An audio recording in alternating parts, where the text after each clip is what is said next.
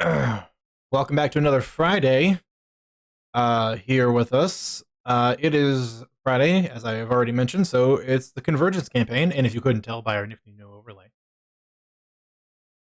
Um, I'm really excited just to kind of get into this without doing too much fuss. So someone please, for the love of all that is holy, tell me what happened the last time we played. Well, Martel killed Lhasa, but then didn't, and he's safe. But the rest of the Hammer, well, at least kind of thinks he's dead, maybe? Uncertain as to who believes it or not, besides Gamir. And the Shade Seeker is unsurprisingly a cocky asshole. And we've encountered a dragon, the protectorate dragon of the forge, who the Shade Seeker was like, yeah, screw you, I'm not letting this poor innocent child free, let's fight. And the rest of us have all kind of backed up like, why?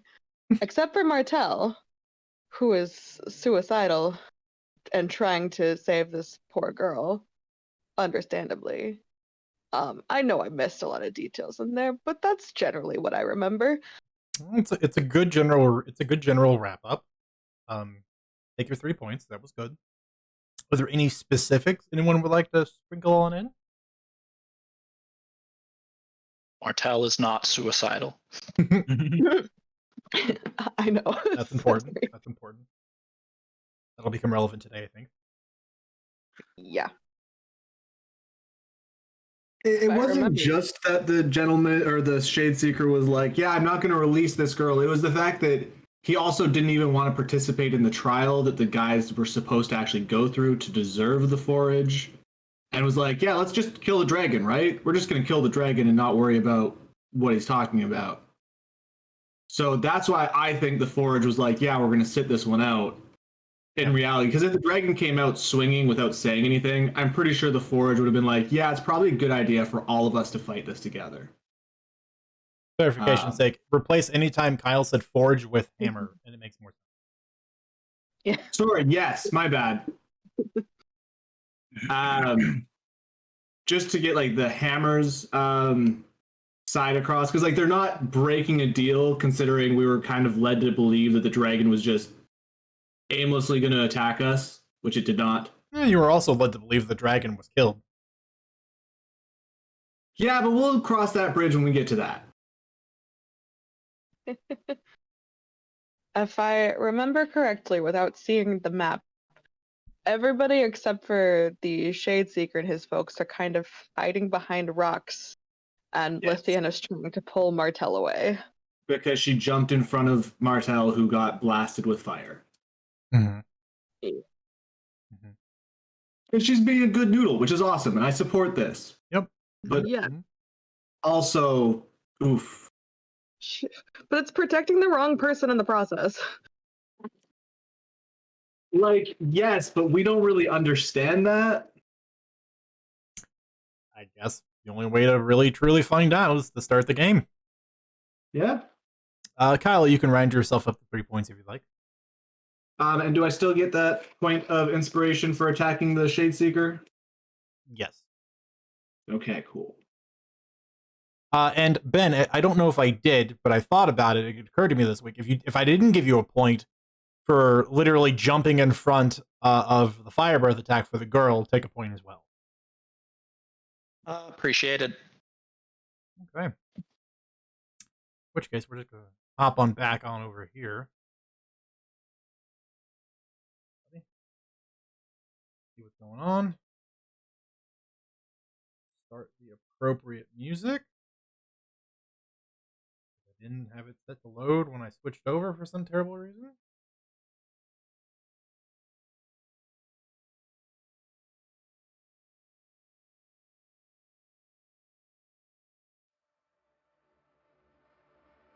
Okay. We last left off at the top of the round with the Shadeseeker's acolyte, one of his shadow archers, turned first. This one, who is quite near to the dragon, does not want to be here, and is going to continue making distance for himself. He's going to use a bonus action to dash 70 feet this, and then he's going to thread the needle and make 2 shadow arrow attacks against the dragon. First one's a natural 19, is going to hit. Second one's a natural 18 roll, also.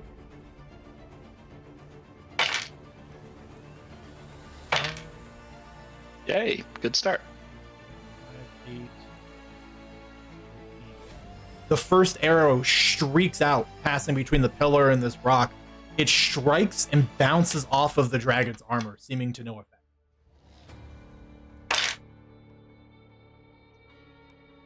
The second arrow follows quickly behind it, hitting up against this dragon's crafted and forged armor. This one seems to strike, and with it leaves a mark behind.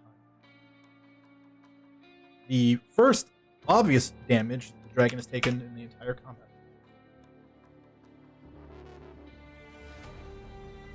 Shadeseeker's turn. Looks at Martel. Looks at Lithian. Gives both of you his trademark eerie smile. And then is going to, very slippery and obviously with the girl, going to move here.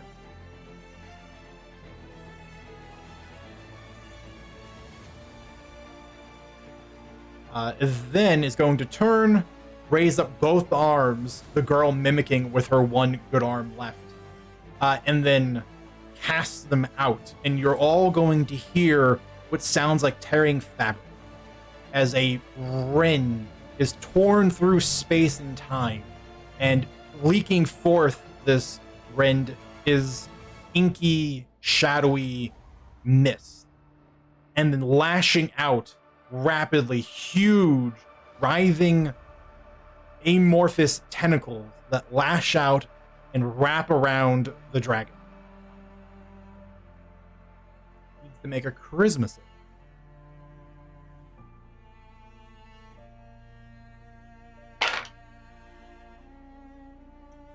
Which it will succeed on. Only take half damage as these shadowy tentacles reach out and begin wrapping around its legs, its wings, its neck, anchoring it into place. And I'm going to use the dice roller for this damage because it's a lot of dice. Just so you guys know exactly how serious the Shadeseeker is now. 2 instances of this.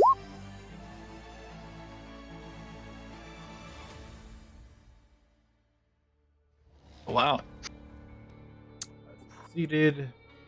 Distance.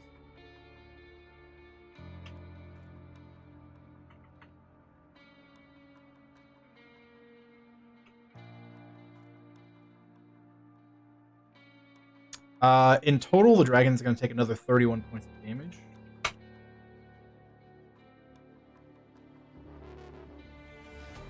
And almost all at once, all of the acolytes that are left standing refocus. You watch as all their attention shift onto the dragon, now seeing it anchored into place.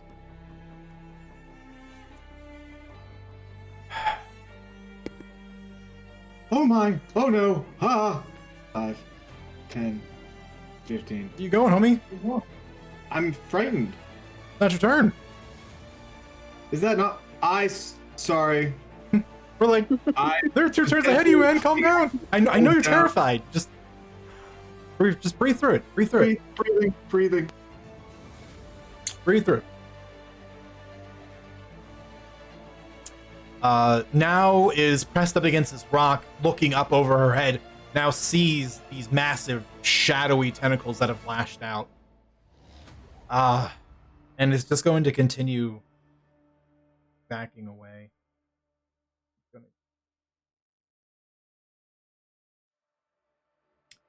The Colossus is going to charge up. And with its massive massive hands and forearms, just going to strike at the dragon twice. 1 attack will hit. Oh wait, it's restrained. They have advantage.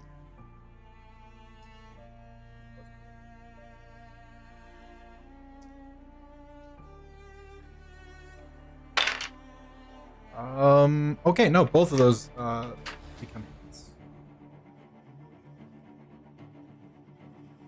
One of these days, I will remember what all these various things look like. I will remember what the train looks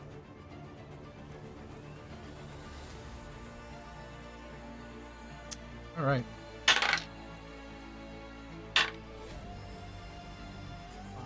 19. A huge fist strikes at its legs and its chest. It's going to take 17 points of damage, but it's going to be reduced by half. And then 18 reduced to 9.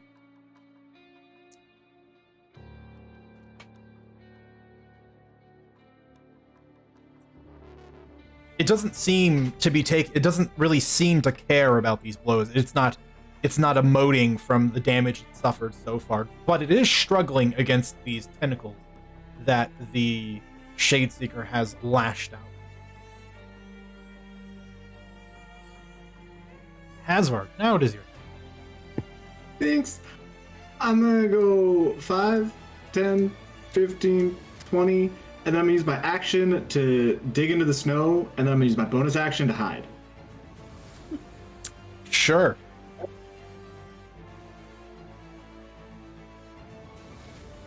Give me that stealth check. And I rolled a 19, so that is a 34. Really big number. 34. Yeah, 34.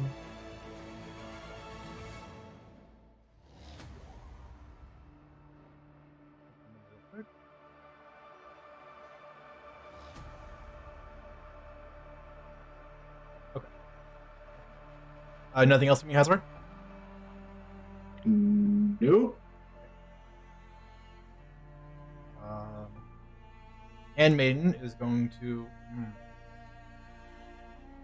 Handmaiden's in a tough spot. Handmaiden is frightened, but can't get closer to Martel. Really badly want. Yeah, pretty much the only direction.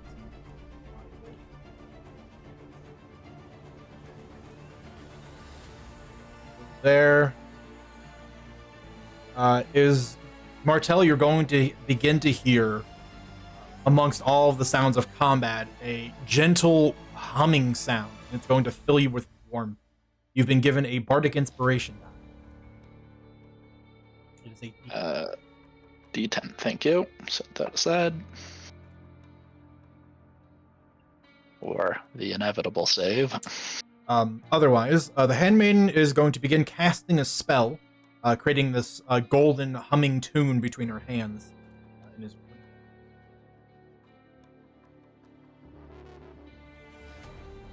daughter stands by what he said. Stay out of it. Lejira. She is going to use feline agility to double her speed and run away.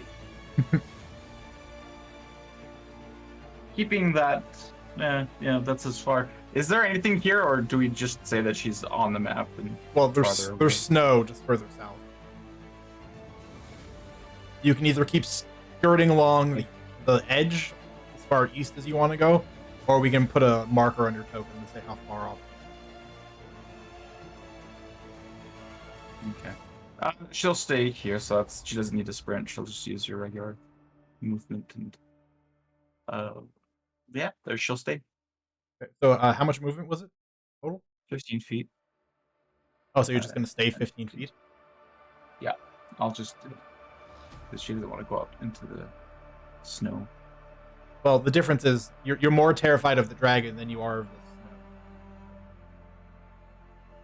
Okay, well, just say 15 feet off the map then, in a line. She's just trying to keep the pillar in between her and the dragon.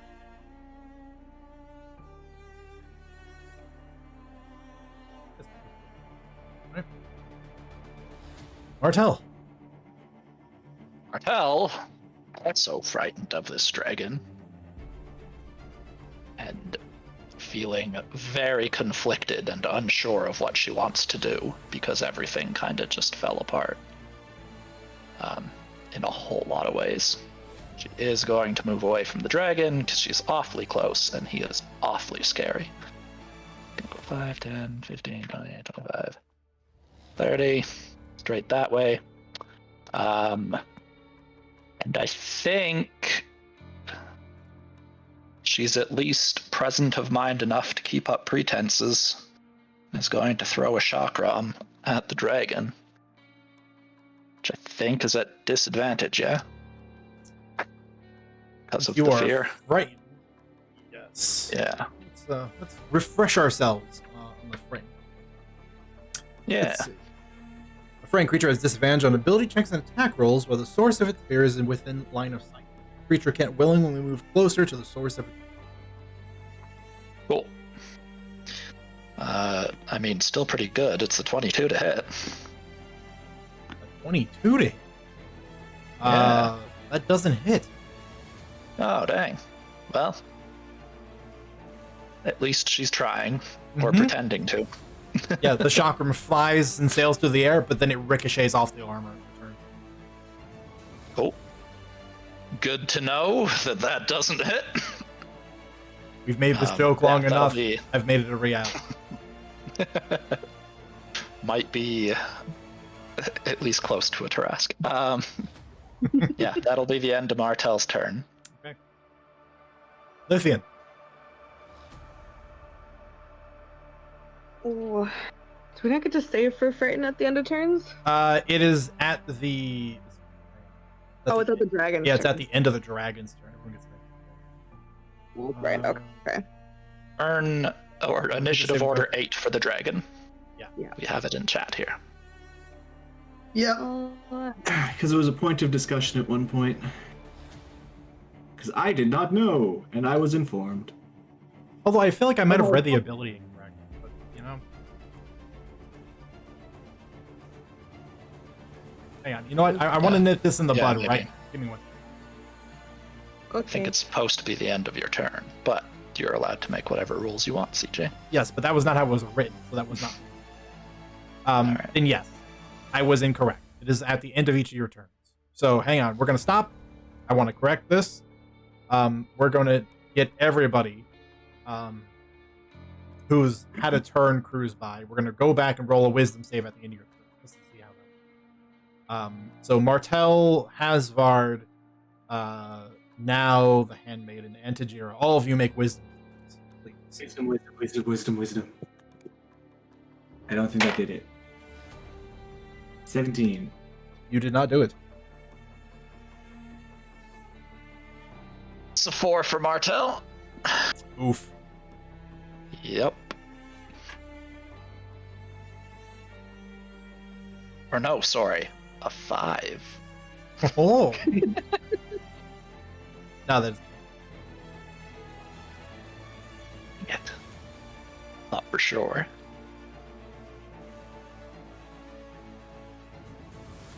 Tajira.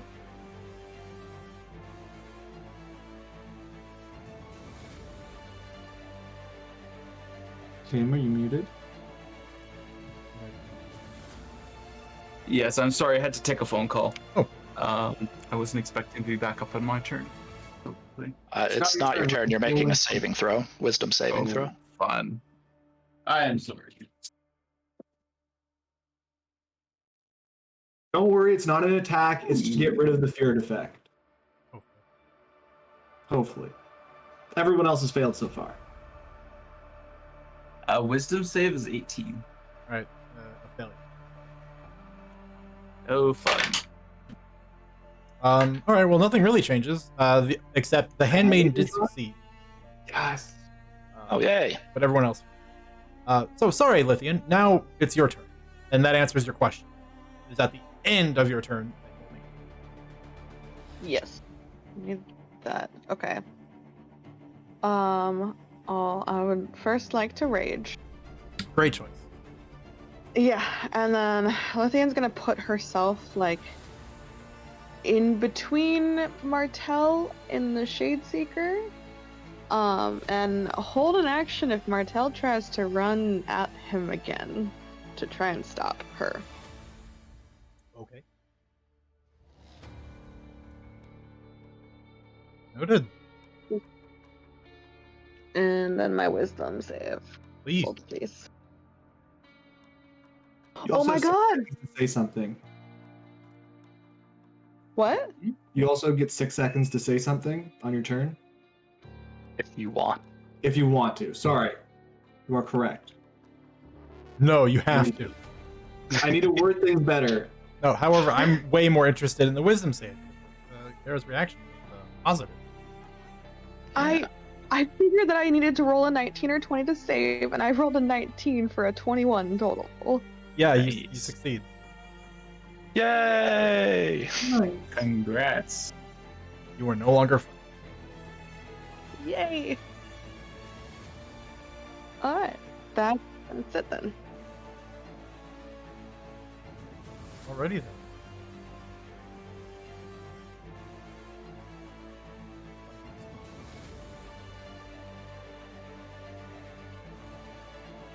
It's Gamir's turn. Gamir is one conflicted point. When in doubt, we're gonna have the dice decide. Odds. He hunkers down with everyone else. Evens. He joins the fight. Tries to deal with the Shade Seeker. I know what I think he's gonna do. Odds. He is going to kind of grip his axe even tighter, and he's just knelt in a readied position to break off at a sprint at a moment's notice. But he is staying. Dragon's turn. Dragon does not like it. But fortunately, the dragon has a target within range that he is going to terribly hurt.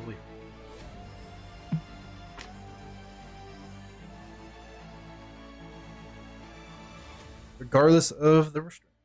First, we're going to see if he has any recharges on his ability. First one will be for his breath weapon. Come back, and then his frightening. Does not come. Alright, we're going to keep this one simple. He is going to just attack the Colossus 3 times.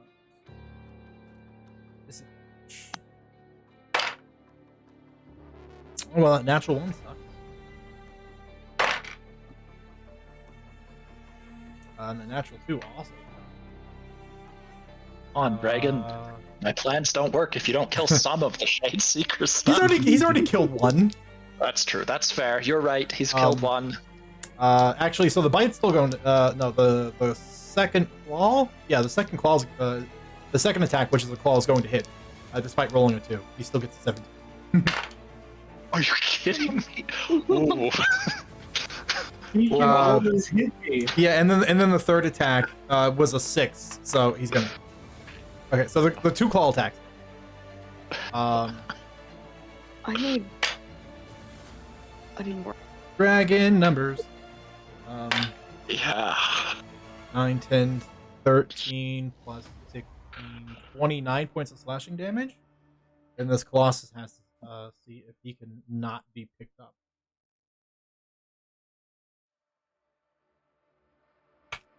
I'll give him advantage on his check, since the dragon's currently.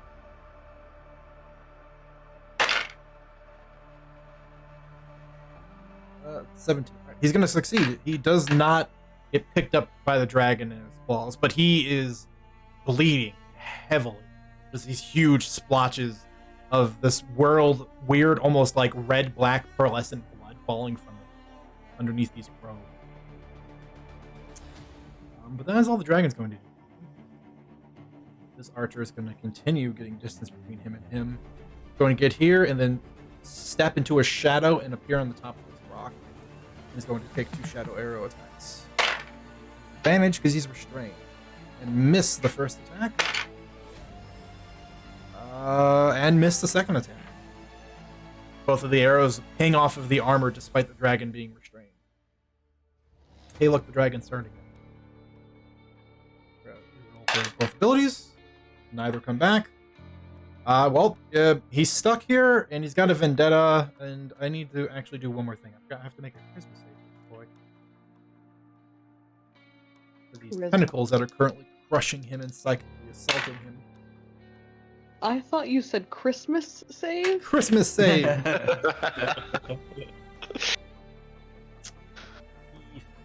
Oh, no, he succeeded. Half. Number's much lower. Confused. Oh, did he roll something to like be able to move as well, or no? Or is he just stuck Unfortunately, in the form? movement part is not part of the save. As long as the spell is active, he is restrained, period. That's powerful. Wow. I mean, what else? This is also a spell that's dealing 20d6 damage every time he fails, or every time he succeeds on the save. He's taking half. He could be taking all of this damage, but not. He's apparently very good.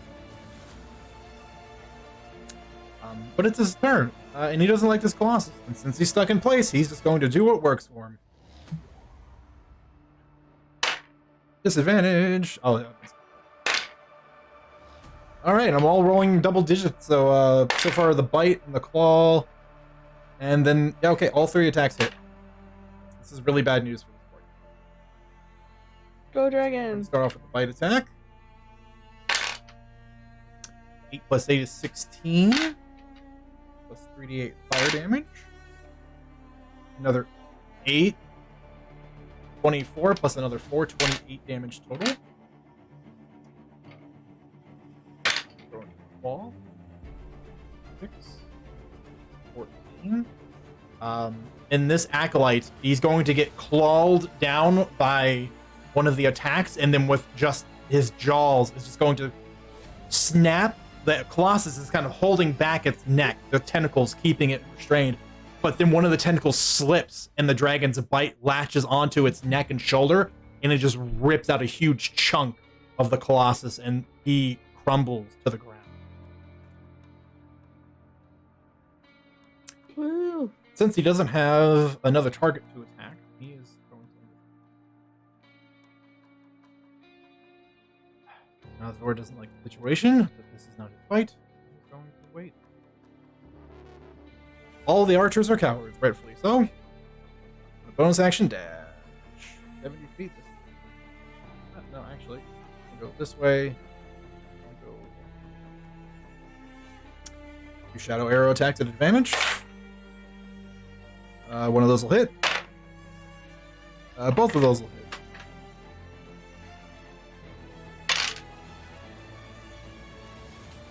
14, 18, 23.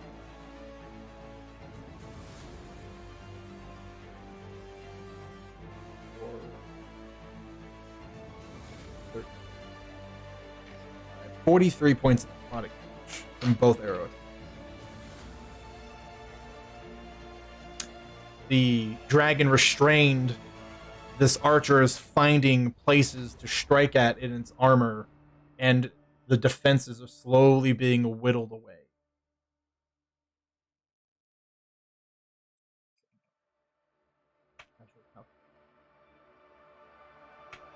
Alright.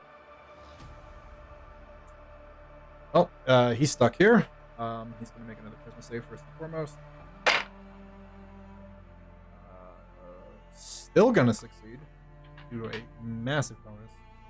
Still going to take a crap.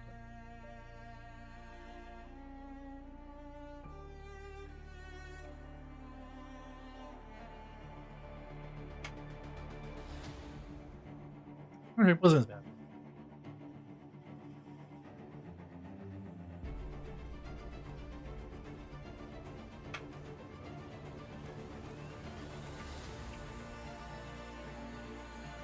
For the record, can you guys see the dragon's health bar? Yes. Yep. Are we not supposed to? No, you were. That was mine. Okay. Okay. We're gonna see if either of his abilities come back. Breath. Neither recharge. Woo. Oh,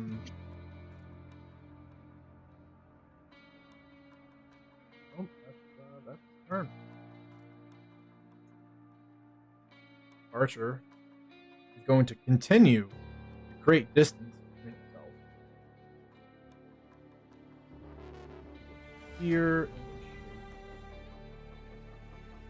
and is then going to take 2 shadow arrows. One will hit. Both will hit. The first arrow will bounce off of the armor, harmless. The second arrow will strike true, dealing 21 points of necrotic.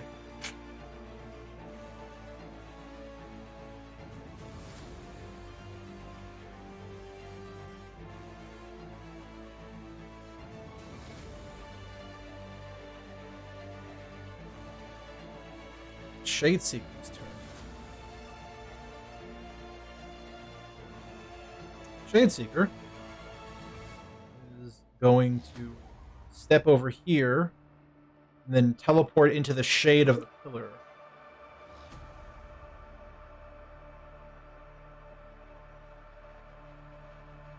The rift has shifted and vanished. The shadowy tentacles, clear to most of you, are coming from over here now. They've wrapped around the rock in these pillars that are out here, and are still keeping the dragon in place. Actually, I just reminded myself of something I forgot to do.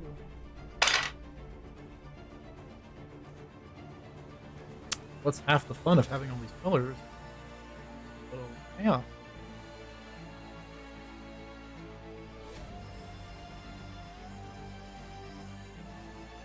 One of the pillars begins to glow and surge with power as this great source of magic is being maintained. And there's a pulse of light gray energy that occurs from this pillar.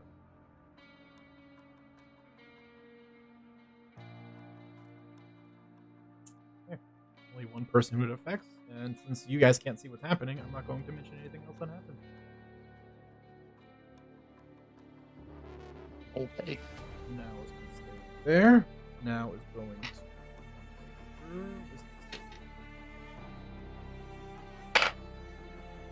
Now it's going to... This Colossus is... Its body will fade into the snow.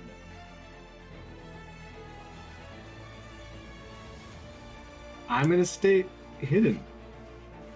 The handmaid's turn.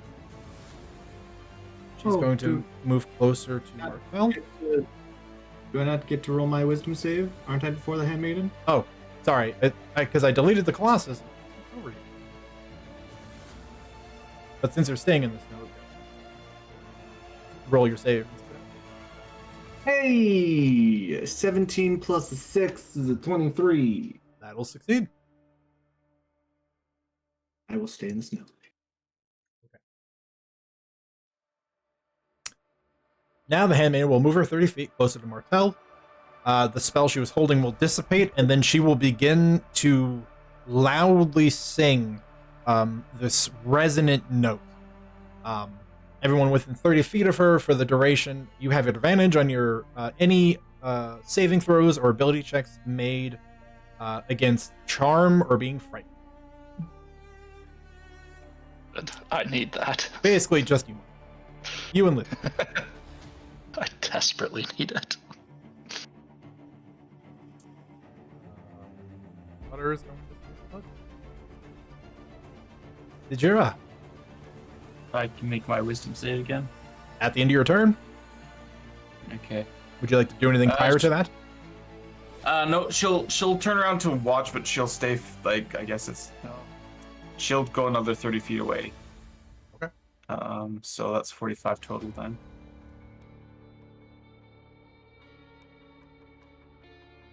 And you may make your wisdom save. I rolled a 15. That is a fail. Yeah. Martel. Martel can no longer see the Shade Seeker, but she can still see this horrifying dragon The plans are not entirely broken. Just gonna start moving this way. 15, 20, 25, 30. There. Hold on. Measuring. Alright. Just gonna row another chakra. Okay. Although I've realized now that because he's restrained, disadvantage, advantage cancel each other out. Would Regular roll.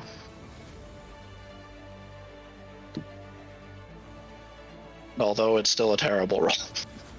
Only a 15 to, or 14 to try and hit. most certainly not. No. Boy. And then wisdom save. With advantage. With advantage. That helps immensely. Still probably not enough. Come on, D10. You've got a bardic inspiration die. I believe in you. Oh, maybe. Oh. 21? That'll just do it. Yay! We're no longer friends. Martel is no longer frightened.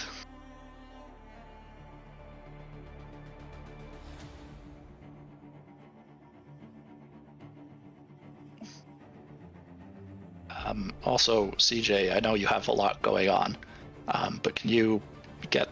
Is it simple for you to get the names of the Goliaths underneath them again? Oh, yeah. Okay. So it would be helpful for me.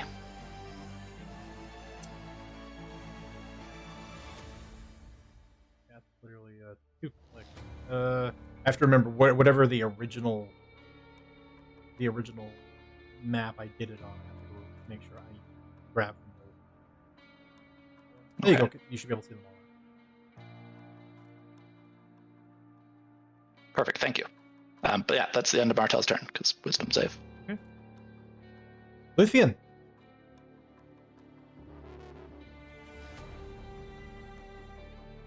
Well, the dragon seems to be doing its job. So,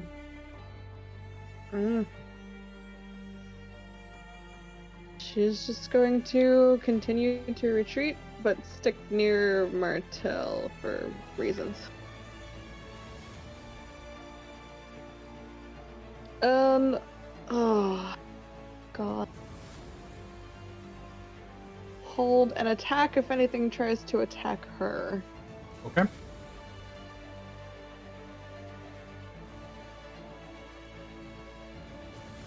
Come here. I'm gonna keep rolling dice. Odds stay put, evens fight.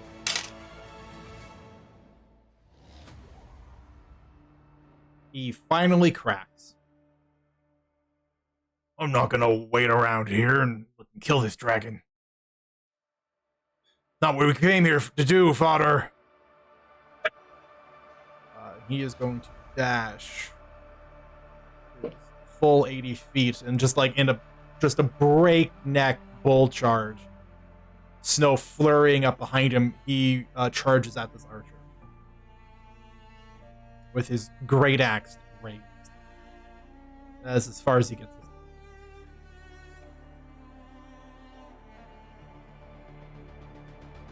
Dragon's turn.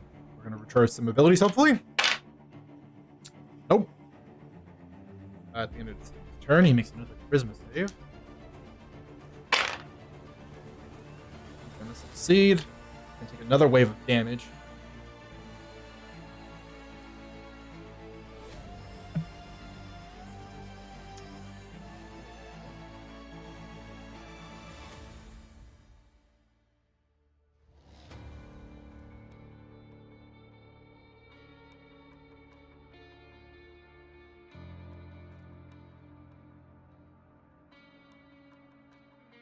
And this time, as he rails and struggles against these tentacles, you watch as the wings, you hear the groaning of his armor, and finally he snaps free, and the tentacles whip and snap and thrash into the pillar and the snow and the rock, heading back towards their source of the Shade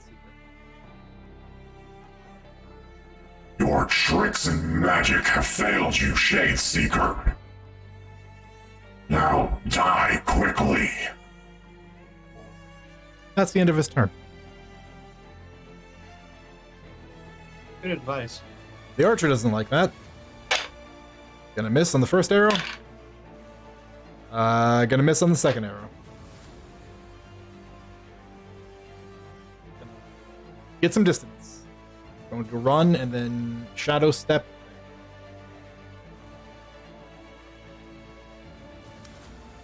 The dragon's turn. Now free.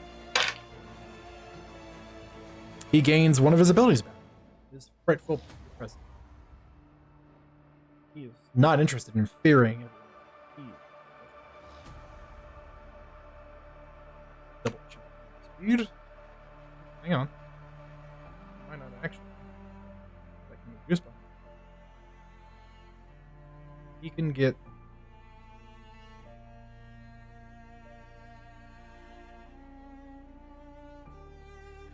which is still enough for a bite and a. He pushes off of the rock that he was on, the wings flapping powerfully once enough to sort of gust him up and over until he lands on that rock and just immediately goes snapping down with his long armored neck towards a target none of you can see. And is going to hit. I can see. Yeah? Except I'm buried. But yes, I can see. The little Shade Seeker back there. Yeah, fair. Yeah. You'd see just like the top of you'd see like the top of his head. And of course the girl who he's standing with. Light base. 8. Piercing. 16, 18, 22 plus 8, 30 reduced to 15.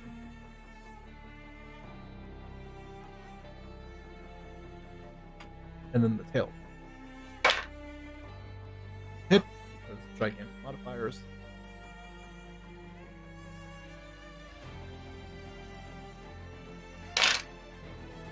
Well, plus 20.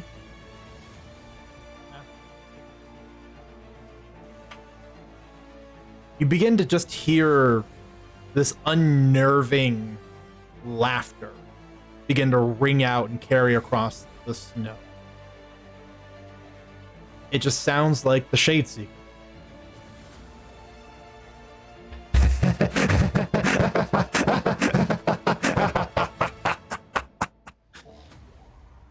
As the dragon is literally tearing it apart.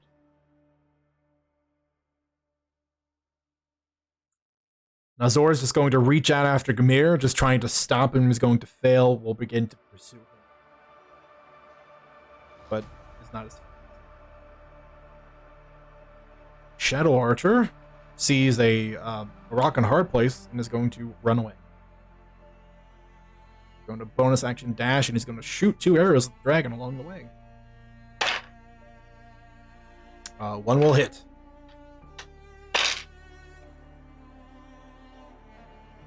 $19 points of necrotic damage.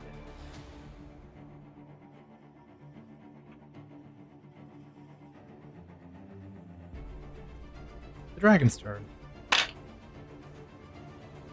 No abilities recharge. He's going to take one large step and then leap and land on the other side of this rock. And is going to just lay into the Shade Seeker. All 3 attacks are going to hit. 10, 5, 15, 21, 26, 32, 40, 48, 56, divided by 2, 20. By being incredibly resilient, Shadeseeker is taking a beating and just does not seem to be showing any of the wear. However, the girl that he uses as a channeling and focal point is suffering, despite the fact that the dragon is very obviously avoiding attacking her directly. she still seems to be suffering.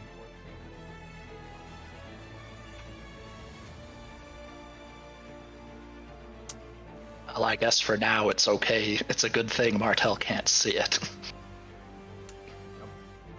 I'm just going to continue to flee. Gonna fire off 2 shots as he does. Both will hit. One is a crit. Oh, both are going to deal damage. 12 plus 7, 19 plus 5, 24. Crit. Or, 30, 36, 39, plus 5. Math part conversion. 39 plus 5, 44, plus 24. 68. 68 points of damage. Reduced. Uh, 34.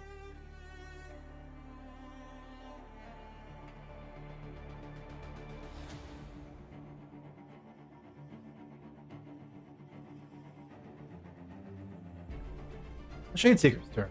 Still laughing and just cackling away at what is happening. He is going to, just after being thrashed about, extend himself up very large and tall from the profile of the girl's shadow, and then reach out with one long twisting hand.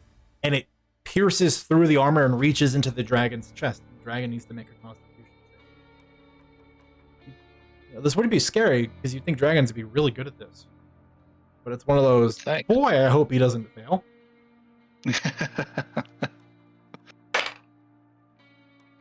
Okay, that's very good. He will succeed. Because he succeeded, he takes damage. This is what hit Hasvar the other day. Yay for having hands inside your heart. And unfortunately, he's not giving away half of his to make someone else immortal. Nope. He's going to take 53 points of necrotic damage. Reduced to half.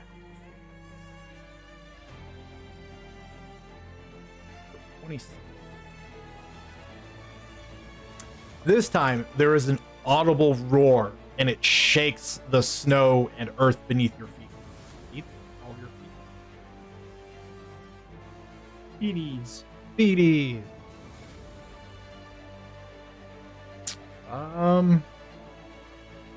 But that is all the Shadeseeker can do.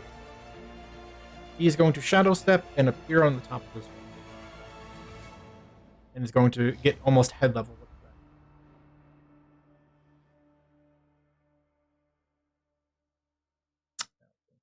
Move position. Eyes on the prize. Hasvar. You, one of the only people that have had a great sight as to what was going on this entire time. What are you doing now? Well, no, now that I'm no longer feared, I'm gonna keep my stealth up if possible and start moving forward. Are you staying buried beneath the snow? No. Okay. If I could dig, I would, but I don't think you're gonna give me a dig speed in snow. You don't have a burrow speed, so no. Exactly. So no, I don't think that's a good idea. You can move, but you're gonna have to roll a new stealth. I mean, you're gonna have to hide again. Because that's why you were hidden so phenomenally before, because you literally just buried yourself under the snow. Now you've unearthed yourself and are now walking around. So you'd have to make a fresh stealth. 29. Okay. And I'll actually, yeah. Yeah, I've moved forward a little bit. I can still see a decent chunk. I can't really see is the Shadeseeker up here, and I just can't see because of the wall lines. Yeah. Okay. Jesus.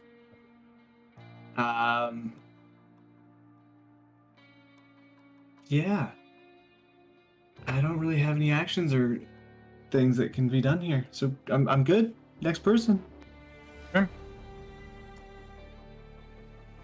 The Handmaiden is going to just form up the Martel. How badly hurt does Martel look? Pretty badly hurt. The Handmaiden will then... As badly hurt as Martel ever looks. Fair. The Handmaiden will expend one of her 6th-level spell slots and cast Heal on you, Martel. You gain 70 hit points. That is good. Happy to receive them. And if you are either blinded, deafened, or diseased, it would also. Ooh. But I do not think that is. Don't think I'm any of those. Especially because one of those I can't be. And because the future is an uncertain beast, she will once again let out a humming tune and grant you another D10 Bardic Inspiration. Wondrous. Fodder is going to go meet Gamir. He's just going to sort of raise up the hammer in front of him to block off his charging path. Listen now, brother. You must wait. Something greater at play here.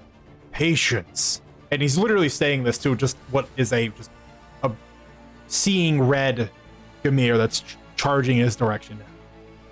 Literally stepping in front of a charging bolt. Tajira.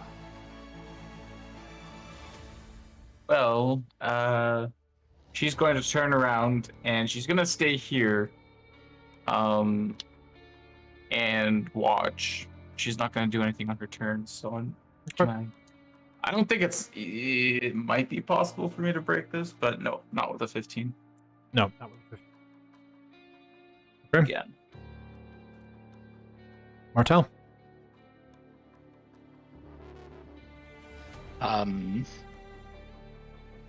Martel's gonna kind of look at everyone, her mind finally being clear of the blinding terror she's been feeling this whole time.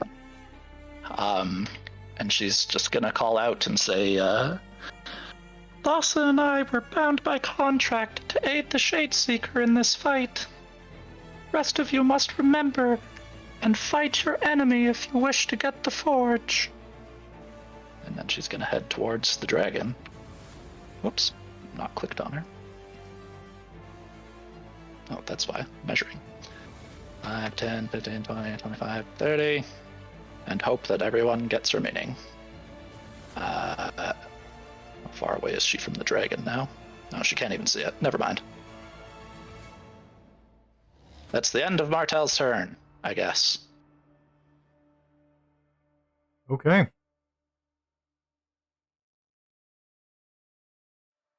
Oh, do you want to roll on anything, or is it fine?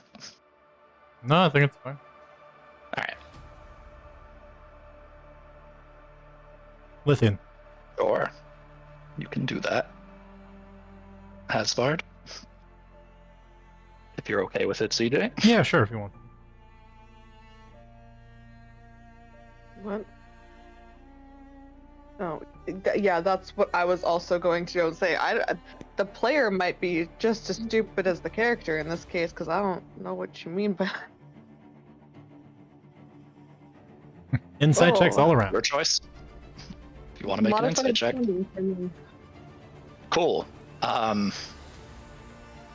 I actually got a good one on this. Got a 19. I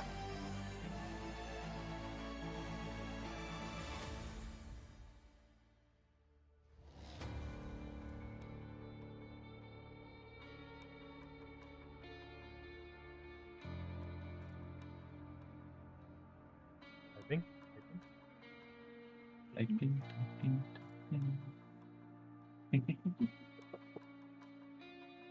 Okay. That's what I thought you meant. It was like, as soon as you said, hope they get, meaning I'm like, am I stupid today? I don't know. Guess we're gonna find out.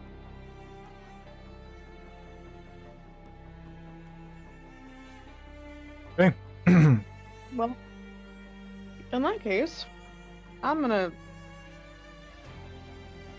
What's my movement? 40...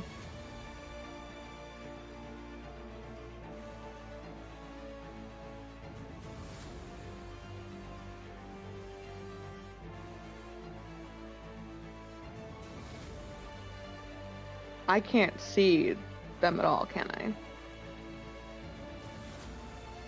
You would actually be able to see the shade. The lighting is. Okay. These lines exist more for everyone being down below. Yeah, I wish they started down below instead of on top of the thing. Yeah, the problem is that- it would block vision no matter what, and I'd have to move it. This is the best middle ground to reach. So I scooted the No, line back, so that is better. Okay. In that case, I'm going to take out bow, use my bonus action to slot in a javelin and aim right at the Shade Seeker. Fire away. Wait a second. Nope. I'm gonna rage because that's gone. Oh, that's So I'm gonna rage instead, and then just shoot 2 normal arrows Is it at him. gone? I thought you had persistent rage now. oh, also good. Does persistent? Your rage, it doesn't end unless you want it to. That's right. Thank you. Okay, yeah, never mind. So yeah, javelin, got it. Yep. Good catch, Ben. Thank you. No problem. The high level barbarian player. Yeah.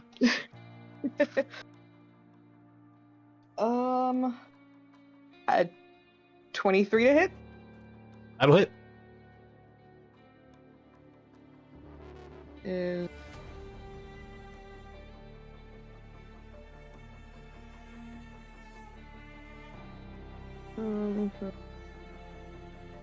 plus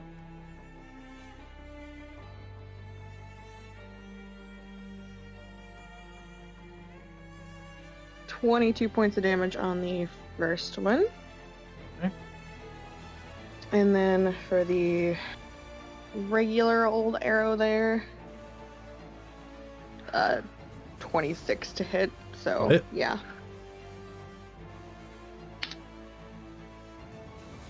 That's a measly 15 points of damage. All right. You send a volley of arrows at the Shade Seeker. They pass through and pull with it little threads of shadowy matter. And the attacks seem to strike true, but not are as effective as you would like. Not surprising. Anything else with him? I used all of my movement, my action, and my bonus action. I'm Yep. I'm tapped you're out. All right. Here, I'm just gonna have a little roll between these two. Persuasion check.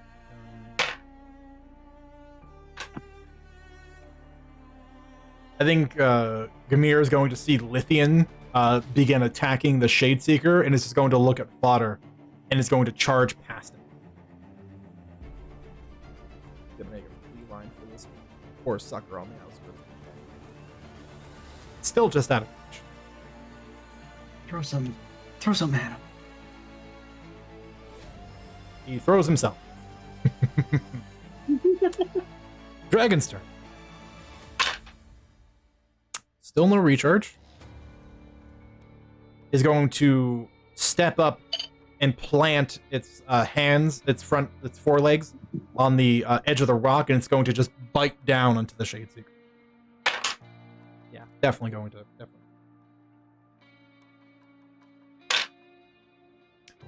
Let's see, 16. 23 points of damage, reduced to 11.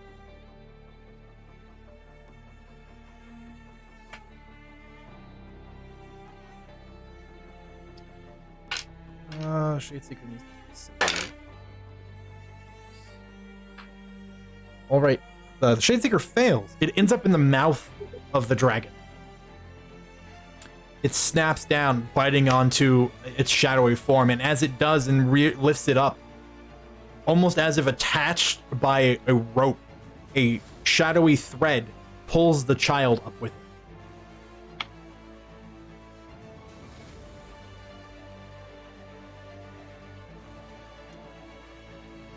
The archer sees a lot of things. This dragon's definitely still the bigger problem here. shadow arrows. Well, 1 and a 5. Both are gonna miss. Sees this turning a little sideways. Going to make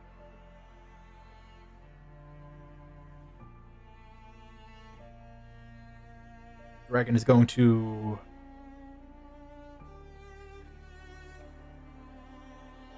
he's gonna roll, see if he gets any invisibilities back.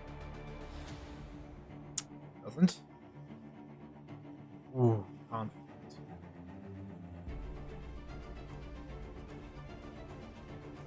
Really has no interest in hurting it.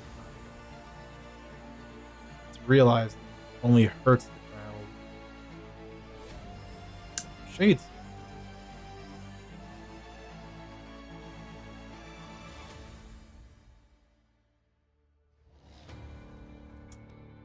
All right, this is one way of trying it. It's going to let free of the Shade Seeker against on the top of the rock, and you're going to watch as several of its runes along its armor will light up with this light white energy, and you're going to hear it rumble something under its breath, and there's going to be a swirl of purple mist that surrounds the Shade Seeker and the young girl. And they have to make a wisdom. And they crit. Of course they crit. And they will resist the effect. Dang. Zora is now very confused. Is going to go over to Fodder for consultation. This archer really does not like Amir. Is going to keep just getting as far away as going to shade step onto this rock. Dragon, still a big problem. Both attacks are going to hit. Wow, good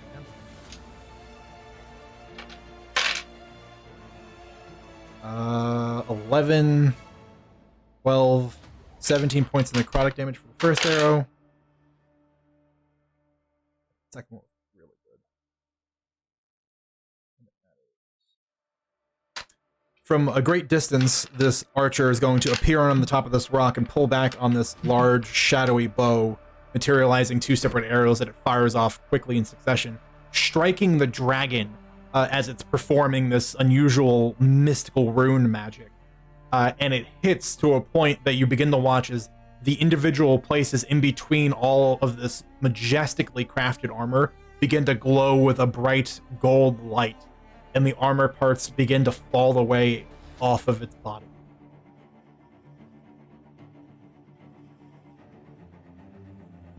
Loses it.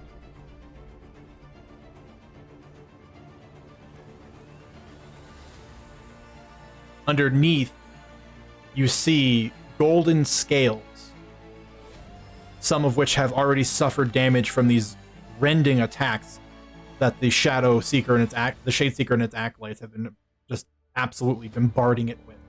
But you notice now that the armor has fallen away, the giant runes that were glowing from the points in the armor were actually carved into its flesh and not into the armor itself. However, as it is dropped from its first pool of HP, its largest pool of HP, its breath weapon immediately recharges, and it breathes on the creature, either the one that was the cause of it or the one that is closest to it. Since the archer is not with the Shade Seeker. Shade Seeker makes a dex save. And fails miserably. Gee, if this was a Sarah spell, he would be super duper dead. Fire up the dice roller again for another inordinate amount of dice.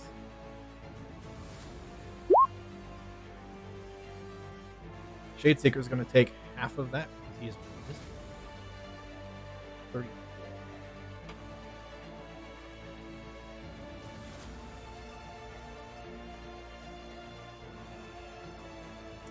Right. Archer is going to continue making distance. He's going to get here and shoot off 2 arrows. Both arrows are going to hit.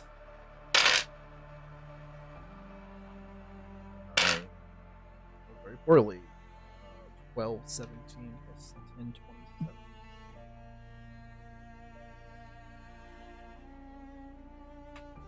It seems, and unsurprisingly, with the armor having fallen away, the dragon is now much more vulnerable.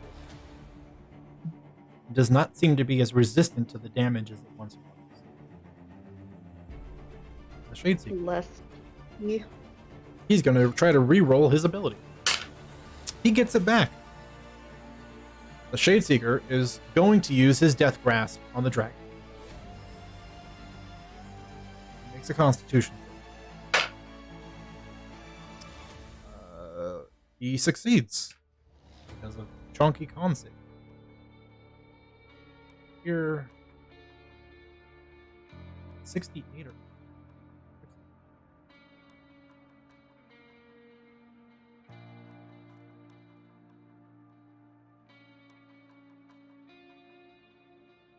dragon will take 42 points of necrotic damage. It lets out another bellowing roar that shakes the earth beneath your feet. The area in which the Shadeseeker has reached into its chest, you watch as these glistening golden scales lose their sheen and their color, and they begin to wither and fall away.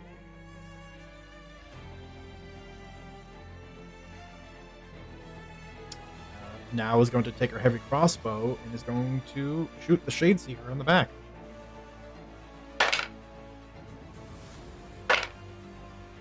Only one attack will hit. For a whopping 4 points of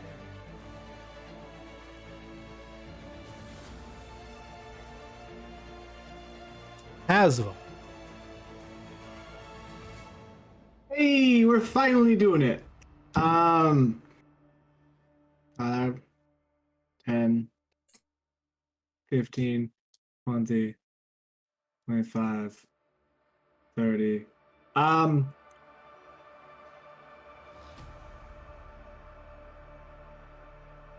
My crossbow doesn't have great range. Yeah, not good range. 30, 120. 30, 120, I think. Yeah. No, I'm not giving my position away to him for like 5 points of damage. Thank you very much. And then I'll keep being stealthy and slowly sneak up because that's what you got to do sometimes when you don't want to die. Yeah.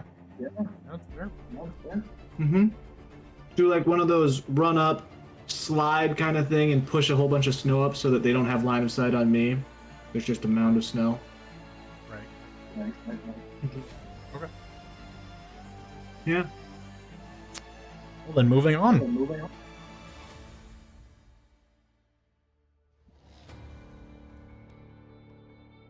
The handmaids. Usual is going to stay within range of Martel.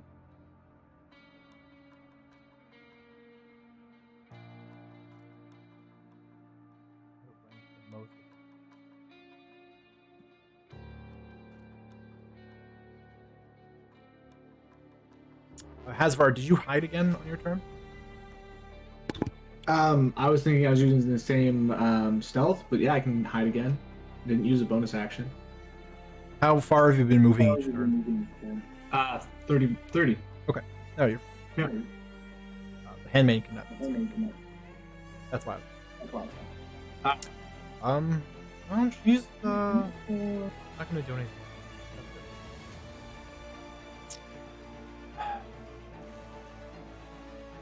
Slaughter and Nazor have a brief exchange down here in the south.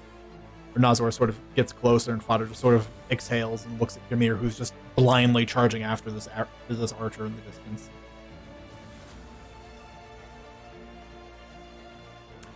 This isn't how Lhasa would have wanted it. This is not our trial. This is the Shadeseekers. What a mess this has become. Well, what do? We make sure no one dies. That is what we do. And Fodder begins catching. Tajira.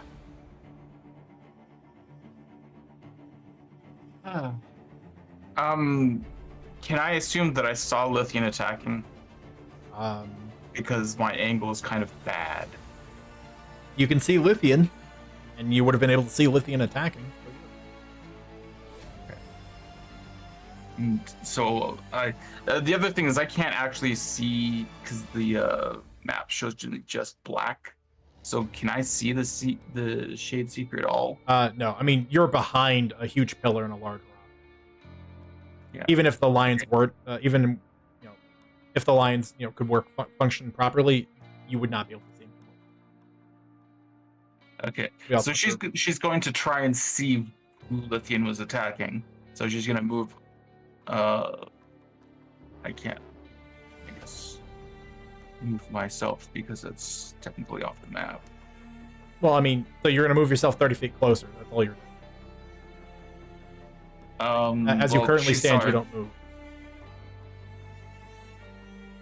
She's going to double her speed and do 60 feet forward.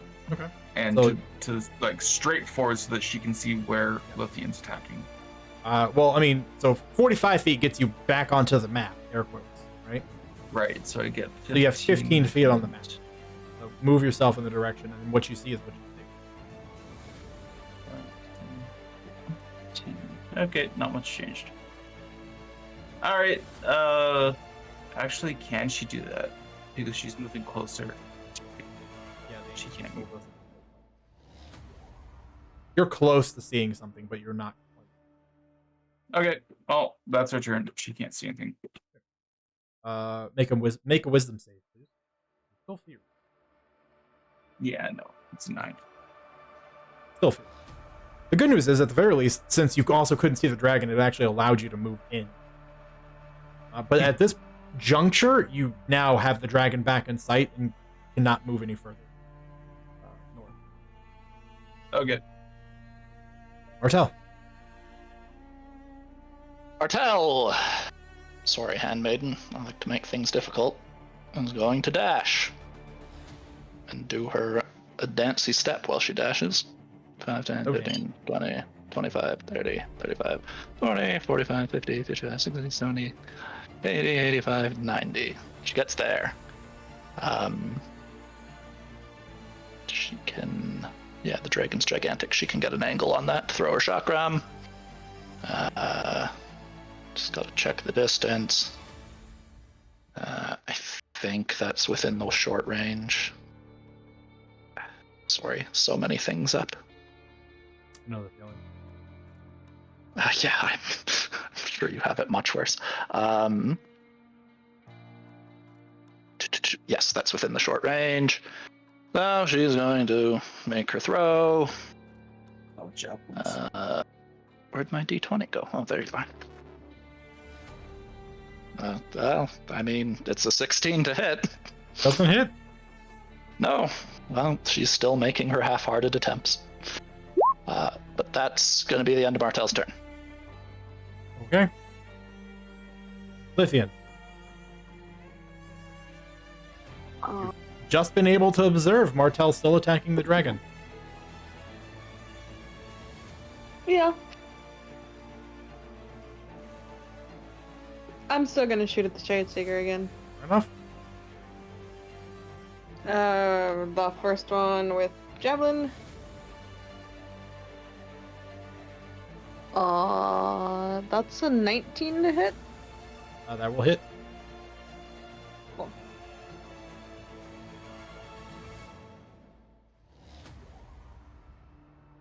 Yeah.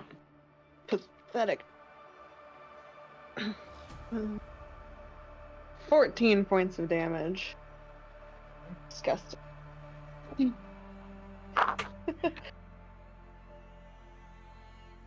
And then on the second, hey, that's a natural 19, so that crits. Mm-hmm. Mm-hmm. That's Mhm. nice. It is nice. That's good. I needed that. How many How dice can many? we stack?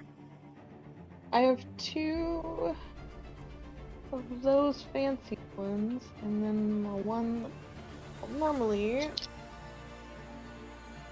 All these pretty dice, and they all roll so well for me. Oh, that's good.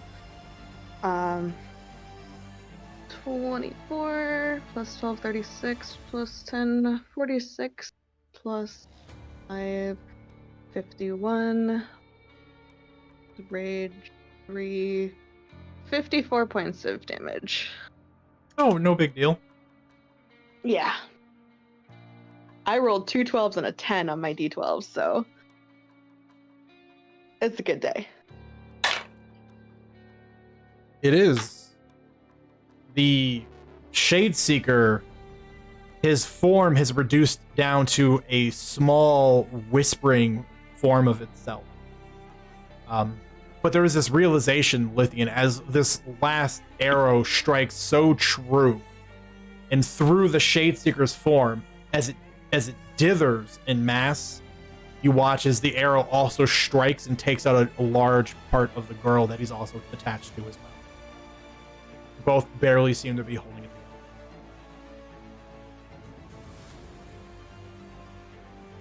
Would you like to move?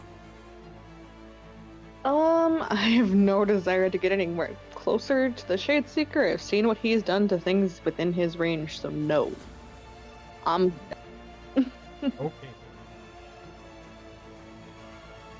Mirror continues to pursue this archer, screaming, and finally catches up, but has to dash to do so, but gets to attack as a bonus action, because house table rules. Woot woot. Reckless. Will hit. I roll a 1 on the d10.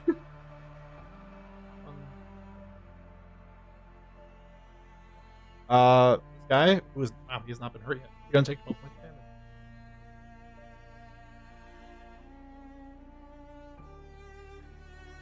The dragon.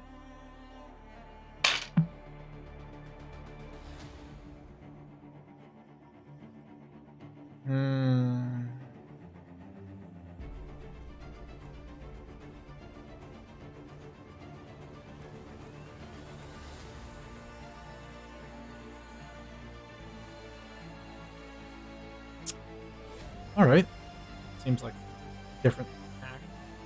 Another one of the runes on the dragon's scales and skin are going to glow a bright red. And it is going to pulse, and you're going to watch as these several rings sort of appear around the Shade Seeker and attempt to shackle him. Ooh. And the effect... Nope, I lied. That magic resistance really got my hopes up. I rolled a 2, and then rolled a 20. Oof. He still...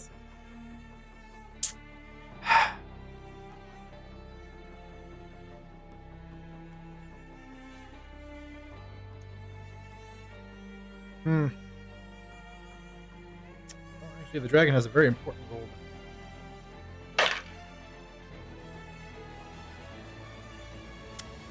Martel, in your approach, in a moment that if she had a heart would cause it to skip a beat, the dragon's eyes, when its attempt to shackle the Shade Seeker fails, one of its glowing golden eyes locks onto Martel as she's running up. He's made an insight check on you and rolled very well. He got a 22. He's trying to discern whether or not if you're an enemy. Then, yeah, he would certainly realize that Martel's attempts to attack him are half-hearted. Definitely doesn't seem to really want to fight. And he remembers the word that she's bound by contract to help the Shade Seeker. That she kind of said to everybody. I mean, outside of that, the dragon's assumptions are his own, because, I mean, he wouldn't understand the double meaning of fight your enemy. Like, he doesn't know. Necessarily. But yeah, no, that's up to the dragons.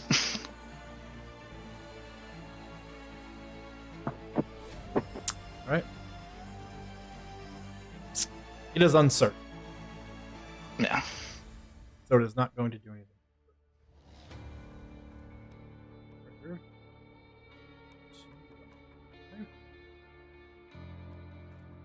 Two shadow arrows. One misses, one is a crit. 11, 12, 5, 17, plus 24, 41 points of necrotic. Another huge, shrieking, dark magic arrow sinks into the exposed scales of the dragon. And Martel, being the closest, you would notice as the dragon kind of has a moment where the arrow strikes it from behind and it shudders. And then you begin to watch as this great golden light from inside the dragon begins to glow, causing the runes all along its body to ignite. And the space in between its scales seem to look as if there is a small sun beginning to glow inside it. We're gonna have a fun thing starting here.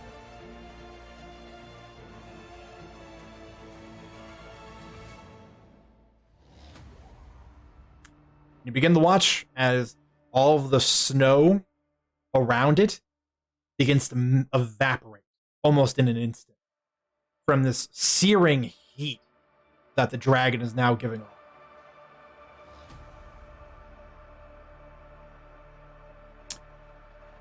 Zor, fight, dash. Shadow Archer is now actually being friend. I'm going to shadow step away here. I'm going to move another 30 feet. And is now still going to attack the dragon. He has his orders. One shadow arrow will hit. 13 plus 3, 6 plus 5, 21 points of necrotic damage.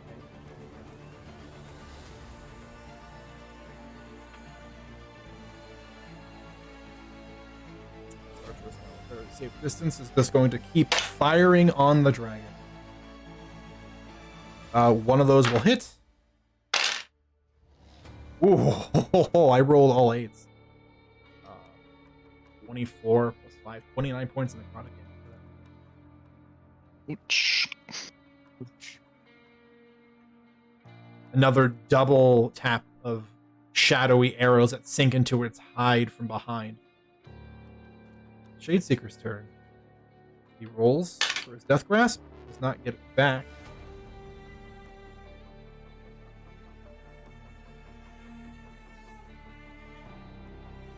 He's going to cast a gaze.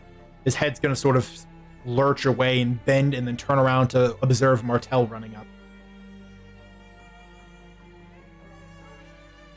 See, you selected the winning side, Martel. Now we win. Now the dragon falls. And it turns and raises an arm, and the girl does the same. And another streaking beam of gray energy lances out towards the dragon. Dexterity save. Believe it, dragons aren't good usually. Oh, I can believe it. He rolled very well though. Good for him. He's going to succeed. It is going to kind of lurch abruptly to the side and sort of twist one of its wings, and the beam's going to sort of lance by it, not hitting him.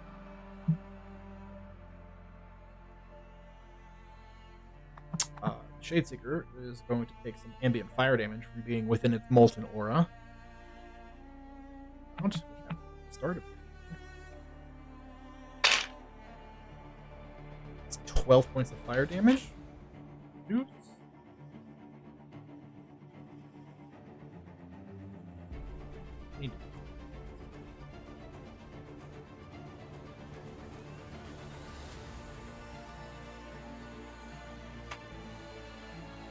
Right. Shadeseeker is going to hover and then shade step. And boy, I'm the worst at this. One more step.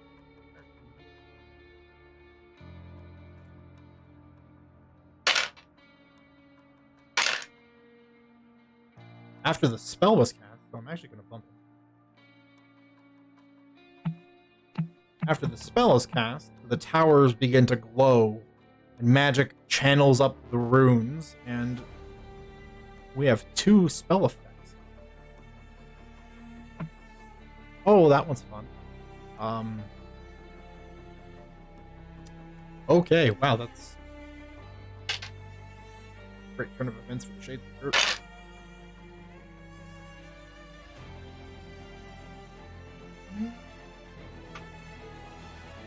You watch as all of you watch as these pillars, some of them leaning in the snow, gather power and energy from this invisible wave of magic that has sort of been caused by the spell that was cast. And then you watch as a pulse of light green magic sort of fills the air, and the Shade Seeker's form fills in a bit, seemingly healed.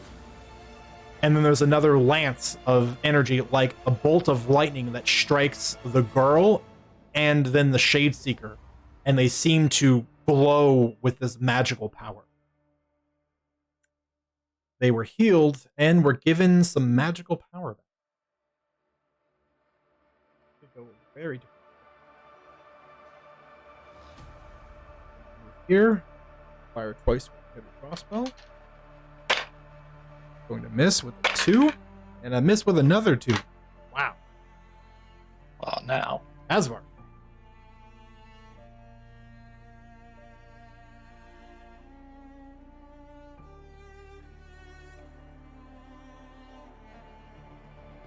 Kyle? You muted? Sorry, I was muted. Is the dragon right next to him, and can I consider the dragon an ally next to him if I attack him? Or no? Well, no. So actually, you reminded me. He was supposed to move. The Shades was supposed to move.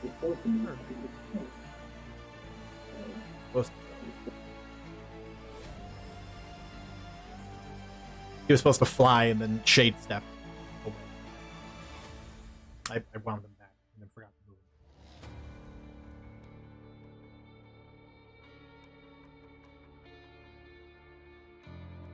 Okay, so if I'm in stealth, he hasn't seen me, and I shoot from stealth, I get sneak attack, correct or no? You would have an advantage because he is unaware of where you are, so you would be hidden. So yeah, you'd have advantage, therefore it would grant.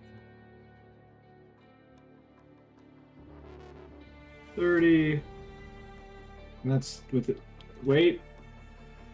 If I'd instead gone directly. I moved from me. There's gotta be a way to do it. Oh no, not that. That's not what I wanted. Yeah, where did I misstep? I was sure I could get close enough. This is why I shouldn't have moved my okay. I need 2 tokens. I guess I oh, crud. I don't like this. I'm scared, but I pull out my hand crossbow, a little itty bitty light crossbow. Mm-hmm. That's just a hand crossbow. It's not even one. I hate everything. I rolled a 1. Oh. Oh. I use my bonus action to dash. Away. Mm-hmm. Wait, you rolled a 1 with advantage? I rolled a 1 with advantage. Oh my So you gosh, rolled- Kyle. Wow. I rolled a 1 with advantage anyways. Oh, Cursed, man. Hard.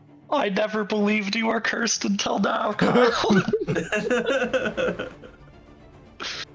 I then slide up next to Nell. Sure. And that's my turn. All right. I feel scared Along. for you.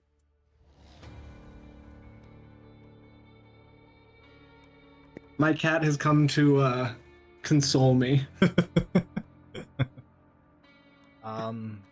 Given distances, the handmaiden will again hum a resonant tune. Lithian, you have a D10 bardic inspiration. She's so damn far away from practically everyone else. Yay.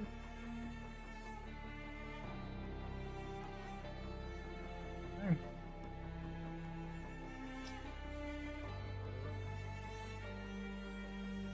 Dash.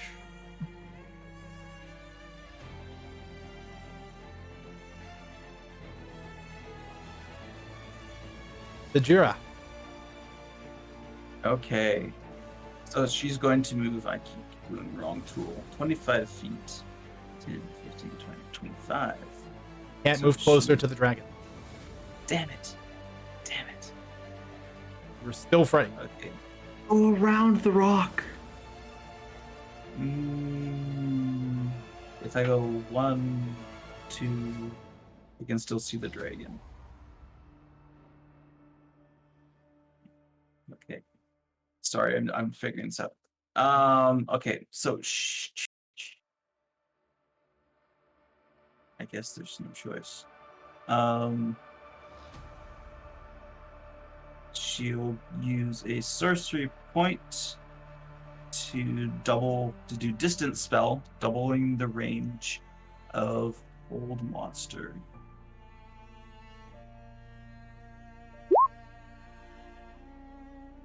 And she'll try to hold monster the shades. Okay.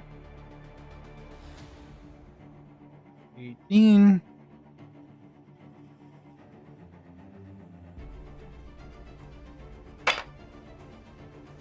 The first one's a natural 1. But it has advantage.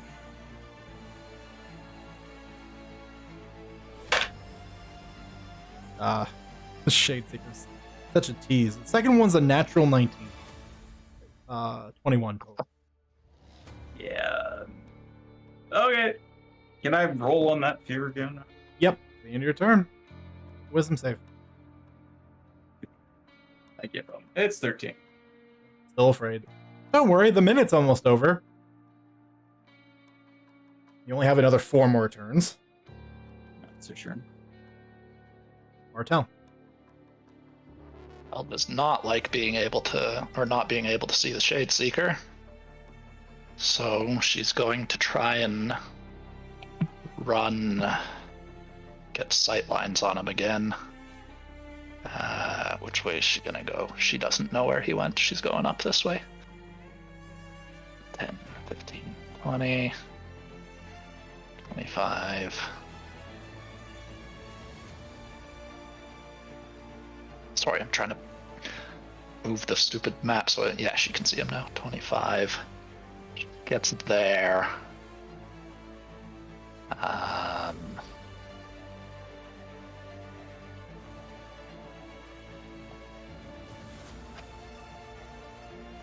Yeah, she gets there and is going to. What's she gonna do?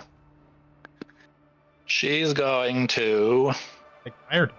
dance with Lithian. Boop, boop, boop, boop, boop, boop, boop. And do. Oh yeah, I'll take fire damage as well. How much is that? Ooh, I rolled good. Is that the start of my turn? 14 points of fire damage. 14. Okay. Yeah. At the start of your turn or when you enter the orb. All right, perfect. Man, sorry. Remembering things. Is it this one? Yes. Bam! The good old disco dynamism. Whatever, however you say that. Dynamism? Dynamism. Yeah. Yes. Extra action for Lithian. Good old My line. favorite. Then I guess she's gonna move here and half-heartedly throw some chains at the dragon. Or- Self-imposed disadvantage. Oh, there we go. She's finally probably done it with a 28 to hit. Yes. Mm-hmm. And these teeny tiny chains swing out, hit the dragon for an incredible 6 damage. Yep. Mm-hmm. That's the end of Martel's turn. Mm-hmm.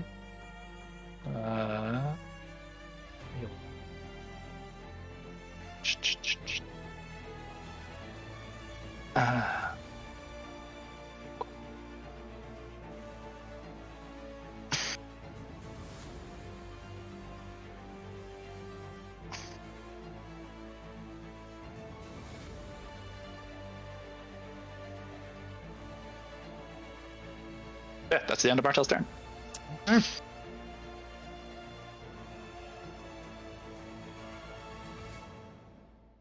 Lithian. Well, I think I need to move to see the Shade Seeker, be able to hit him. I think. So you have line of sight, but he's got some cover. And I don't think any amount of maneuvering this turn will get rid of it. Yeah. Okay. Well, Would you like? she's still move forward a teeny bit here. And then we're gonna do it 4 times. Fire away. One of which, the first of which will be Javelin. That is a 19 to hit. A 19 to hit. Will not hit. That's what I was afraid of. You're going away. Alright. First real arrow. 27. That'll hit. Okay, I'm gonna roll. Second. 28.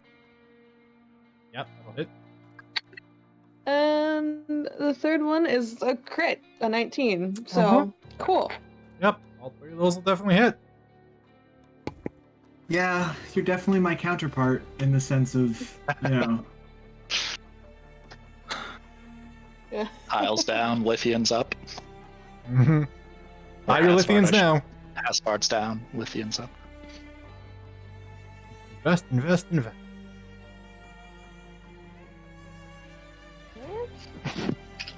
Like, you're right, I can only go up from here. Huh? It's true. You cannot Rock go bottom any further down. is a than great double ones. foundation. No.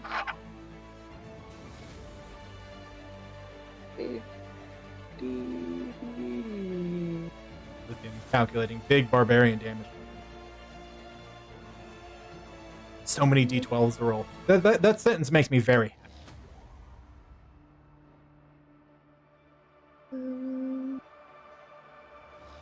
Good day when a barbarian has to roll like 5 d12s on one turn. Feels good. Exactly 5. Math. 81 points of damage in total. All right.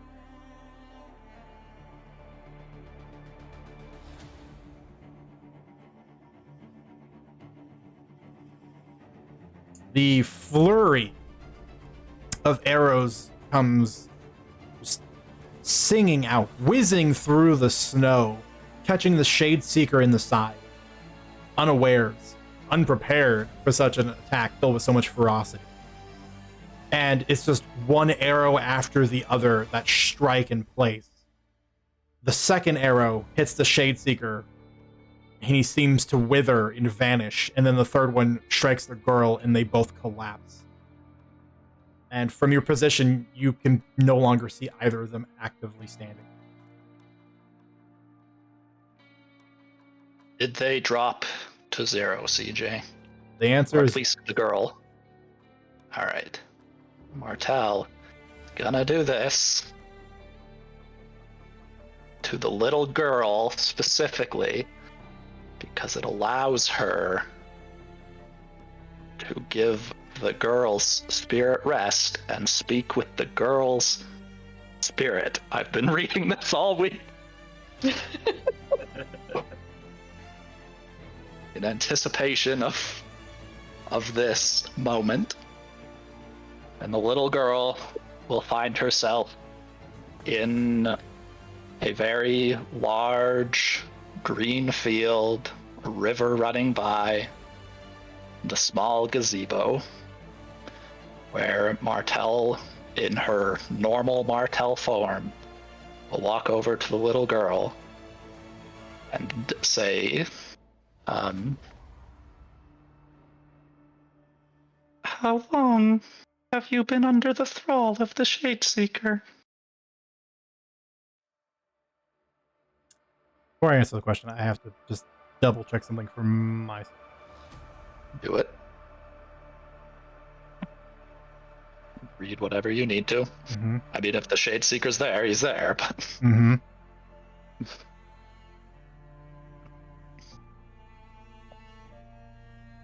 Also, make me the deception check necessary.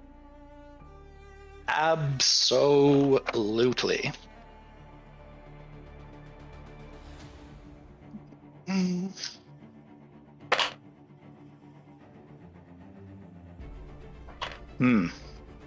mean, that's good. But I'm gonna do what I'm gonna do, and I'm gonna spend all 4 points of inspiration that I have to make the roll a 20. Bring it to... I know, first ever. And bring it to a total of 30. Wow. It's a good thing, because that was a pretty insightful little girl here. I rolled a natural 19. Oof. Yeah. So, Martell, you have this moment where everything sort of freezes, and your consciousness in this frozen moment rushes to another reality. As you oversee this young girl in this green field, she kind of sits up as you address her. She looks confused, and then after a moment, things kind of on her features settle, and she seems relaxed. I've been with the Shadeseeker for about 6 months.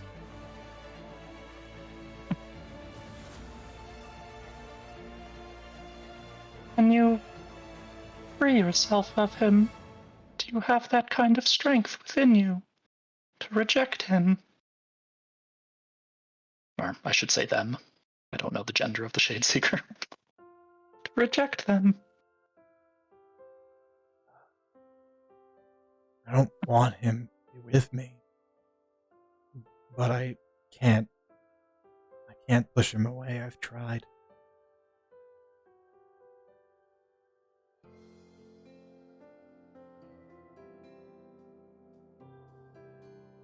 Does he just have your body?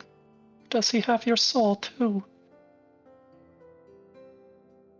Her forehead scrunches up. I don't know. He controls everything I do. I can just see what goes on through my eyes, but I have no will of my own anymore.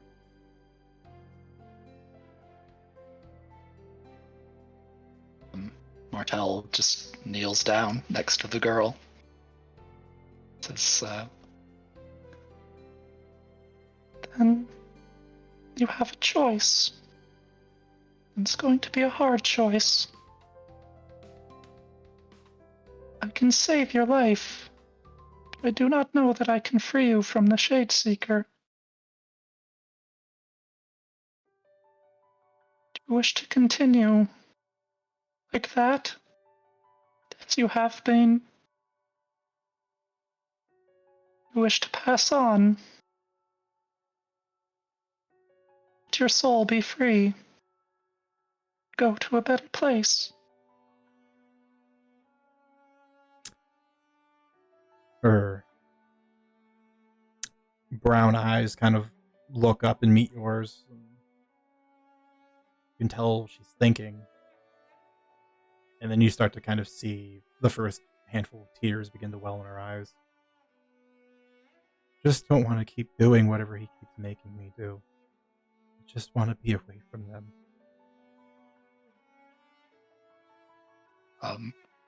Martel's crying too. His tears well up in her eyes. She says, I understand. I'll let your soul be free. And all I can do is pray that you wind up here. I do not see the Shade Seeker. I do not believe he controls this part of you. Make a perception check, Martel. Sure. Normal? Yep. You know what? You can make the performance one. Yay! Yay! Holy smokes. 28. That's huge. You're having this conversation. Convinced, maybe not entirely, but partially, that the Shadesseeker doesn't have any influence over her here. That whatever their bond is in this temporary death, this haven you've granted her, they've been separated. And then it's when you notice something about your world, this place you have crafted, that is wrong. And the shadows on the blades of grass begin to move. Then you watch as the Shadeseeker forms in its proper place, stretched out just behind the little girl. And he gives you this long, wide smile.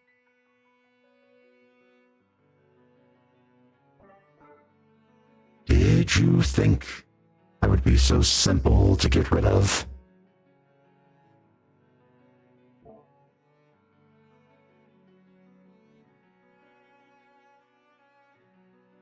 mean, Martel's just glaring daggers.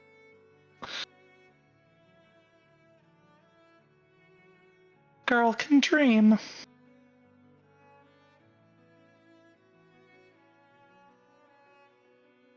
Do you want for her soul?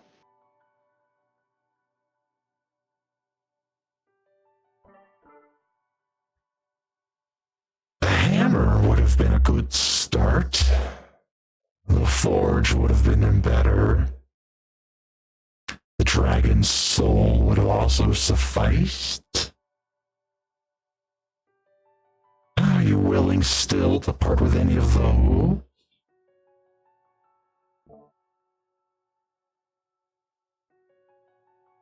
I've already made a deal for the hammer, if you remember.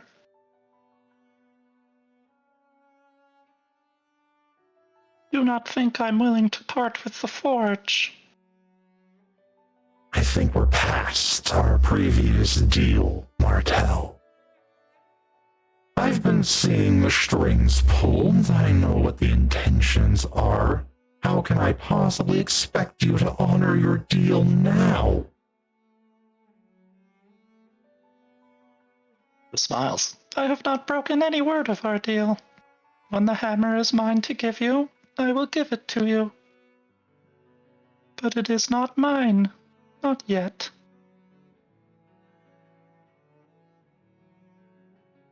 The dragon. I'll help you take the dragon.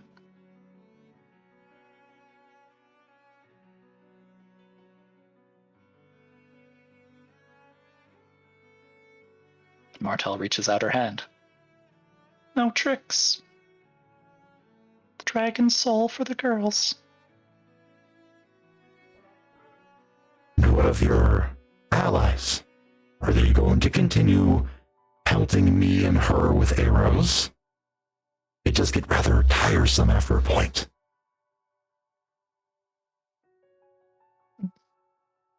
Unfortunately, I cannot control them as you control the girl. But I can tell them to stop, and I will protect her, as you well know,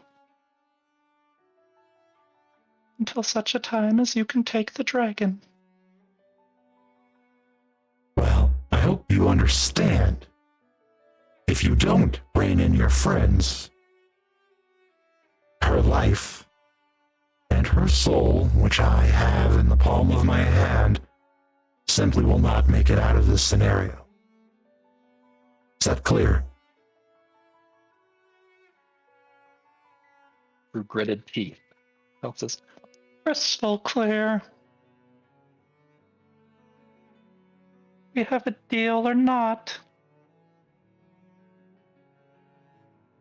It will extend out a shadowy hand. Martel will shake his hand. It is cold and uncomfortable, and it sends a chill down your spine, whether or not if Martel won. Of course.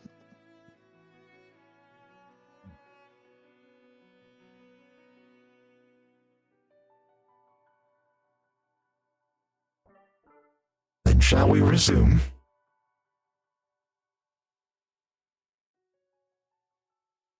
Yes. Yes, we shall. Very good. The illusion will shatter. But the girl's body is, serene and whatever, the protection and stuff. Mm-hmm. Okay. Lithian, you have movement still. Would you like to use any?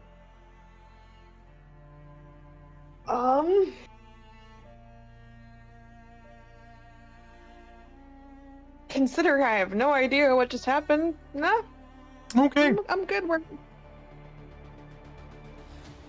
Meanwhile, This is where most people are, so I'm gonna stay here. on the side of the map, Mirror dashes. Bonus action attacks. He crits. Good for him.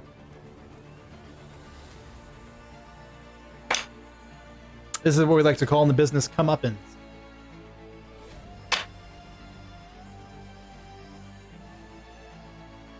$13 plus 12, 25 plus 7, 32 points of slashing damage. As he bears down on this archer with his axe. Just charging after just a rabid animal. Unceasing.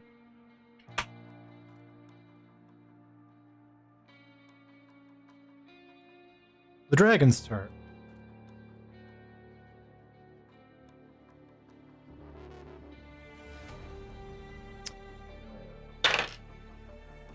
Oh, good. The dragon is going to move himself. Familiarize myself with this. Going to jump and then fly and land on top of this. And you see the interior of its core glowing white with this burning energy. And it is currently sitting perched on all four legs, kind of like a cat preparing to jump on its prey. And you watch as you can see the edges of its mouth wisping with this white-hot fire, prepared to breathe an attack on the creature should it get back up. Seems hesitant to finally finish off the pairing of the Shade Seeker.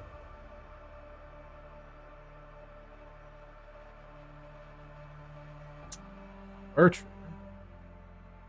Keep doing his job. And completely suck and miss both attacks.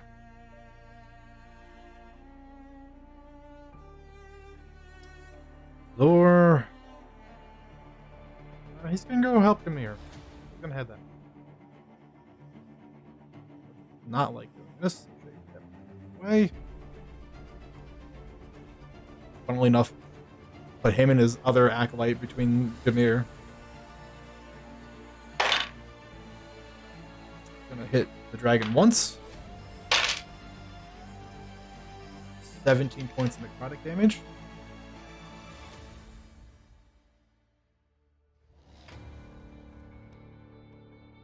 Third order. Distance is in.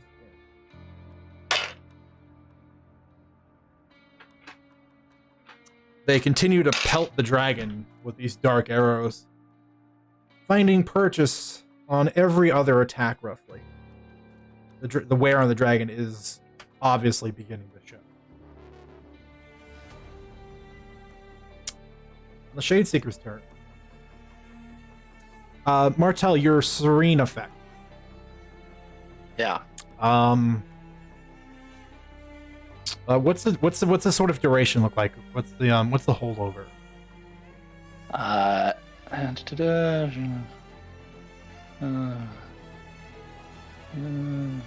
Spirit rest. They get stabilized. They become serene until the end of the next round. They cannot take damage or regain hit points. Okay, so this is the top of the round. So at the bottom of the round, they'll no longer be serene, but they're stabilized. Yes, okay. That's how it reads. Right. I'm going to put a little thing on them so we know serene, and then at the bottom of the initiative order, we will remove. Now, well, stuck in a situation. Target. Well, it takes long range shots. This archer off. Hit one. I hit two. Finally, we're in it.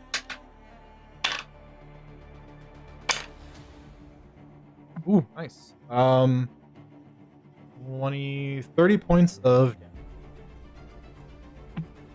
2 heavy crossbow bolts go lancing through the air, threading between the pillar and Gamir and striking this archer off. Hazvar. Yay! I'm gonna try and do something similar. Let me put that. 10, 15, 25.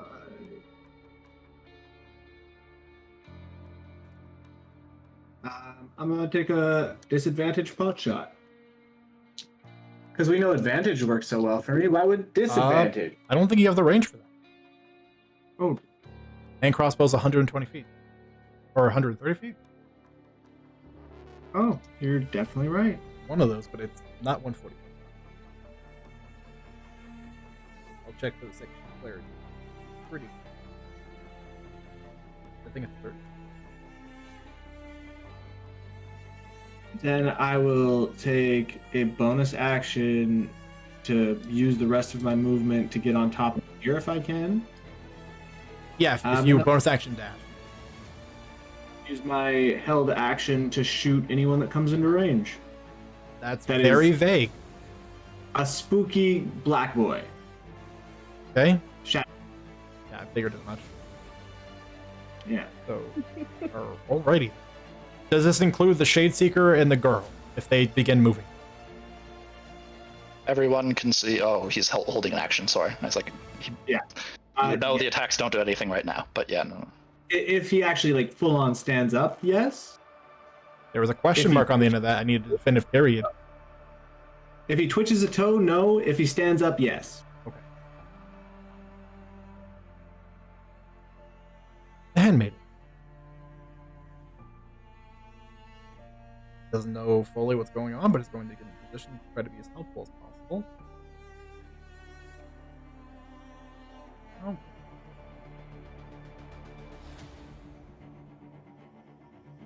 Dash.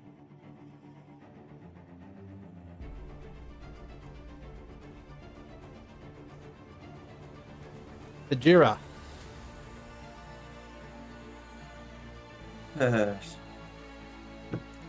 Well, she's gonna try this again. She's gonna use another sorcery point to do.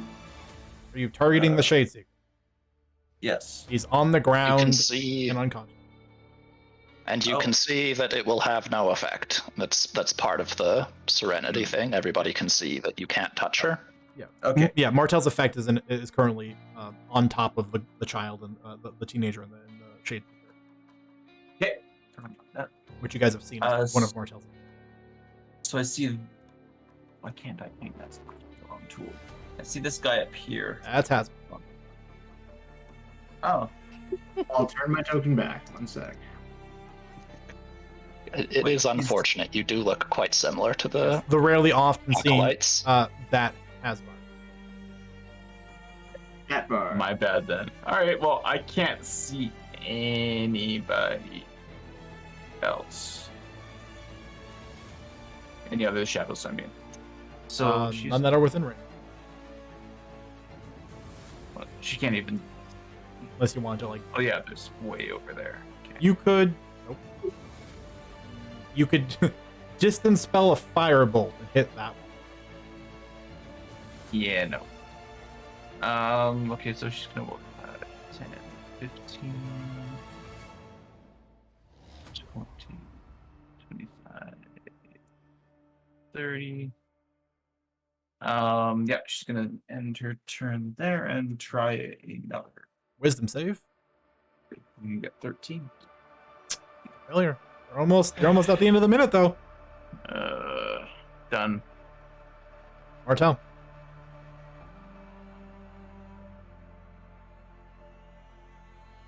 Well, 10, 15, 20, 25, 30. She'll dash. 50, 55, 60. She'll stand beside the Shade Seeker. And she'll say, everyone just stop attacking the Shade Seeker. And she just kind of grits her teeth.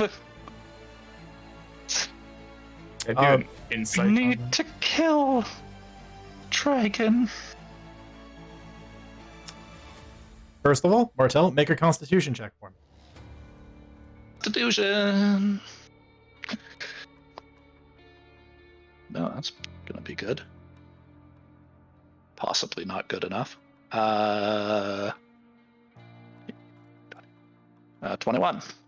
That's very good. Unfortunately, basically, in terms of PCs, everyone but Tajira can hear you. Tajira is Alright. literally just 5 feet. Dang it. So, Hasvard, Lithian, you both hear this. Along with many of your Wait. PCs. I even pre-rolled an insight from 19. Sad. Hold on. Chakra. Not so half-hearted now. Full-hearted. Holy smokes. Is it ever a full-hearted? 29 to hit. That'll hit. With a whopping 8 damage. Martel's getting serious now. Whoa. That's all she can do for this round. Okay. Lithian.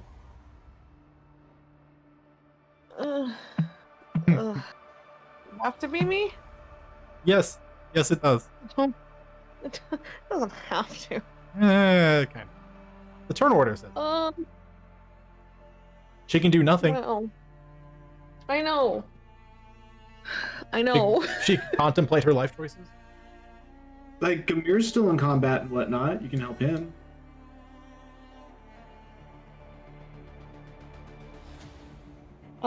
Martell is behind the thing I can't see. Is that, yeah, okay. Would have been able to hear her, but you cannot. I am going to dash in her direction. I don't know. Where's the... Right? That's how I do it? Hmm? Or...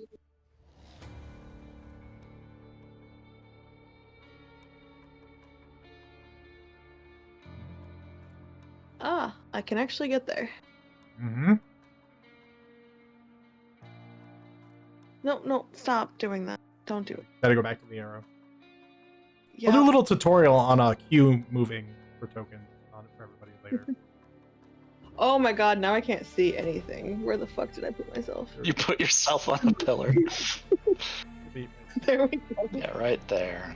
You've still got 5 feet of movement if you wanted to spend it. I'm just gonna stand there And she's gonna look at you and go, "Why? I thought we accomplished what we were here for."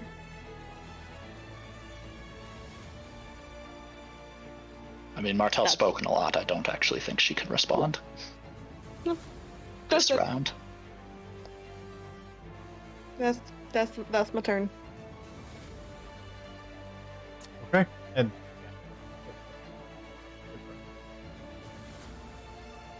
meanwhile, only 5 feet away from this one. Still has to dash.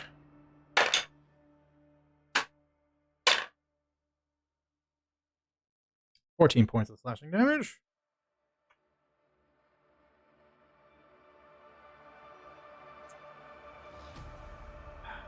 Put the dragon in a weird position, Martel. You can't let the last one get away. They'll reveal your locations.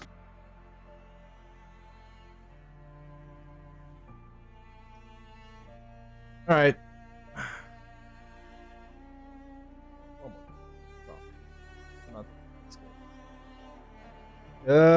He rolled a 19 on an insight check, Martel. What kind of vibe is he getting off you now?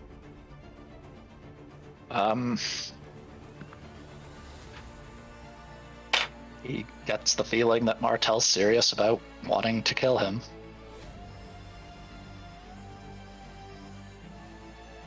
Okay. Though she definitely doesn't seem happy about it. That's fair.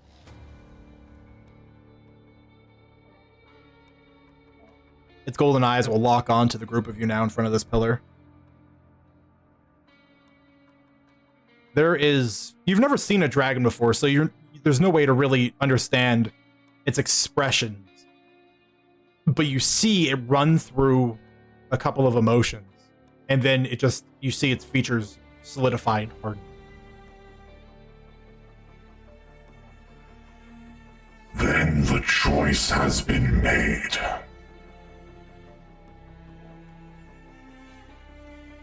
You watch as that internal sun-like glow builds and gathers, and in a ripple of light starting from its belly, racing up its neck, will release a breath bite. A 90-foot cone.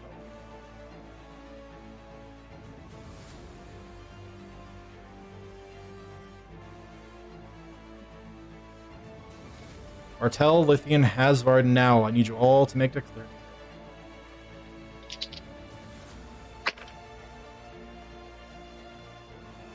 A 19. I'm using 2 points to save. 14. Alright. Hasvard, you automatically succeed. And with evasion, you'll take no damage. I'm sick of it.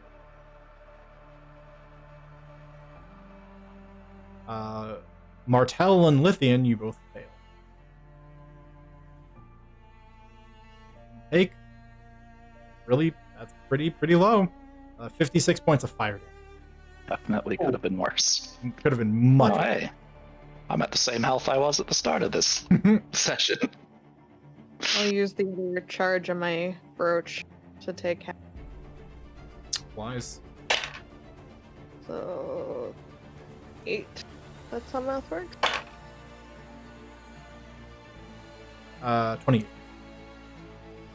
Now we'll activate a rune on her armor to also take half damage.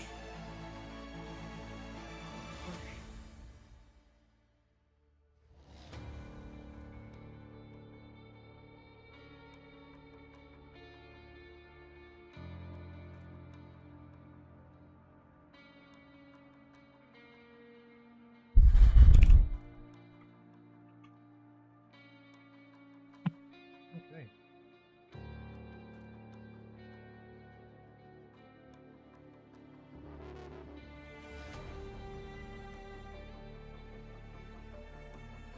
Going to leap from here.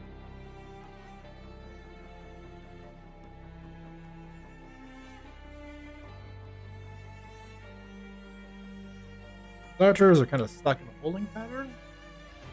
Step. Still see the dragon. That is the $1 million. No. Going to fire 2 arrows into Grimir. And miss with a natural 1. And miss with a natural 3. Literally just rushing him, and the arrows pinging off of his armor. Still trying to catch up to his brother. Brother way faster. Sure. He's going to take 2 shots at the dragon since he can still see it. And crit. And miss. 17 plus 24. 1.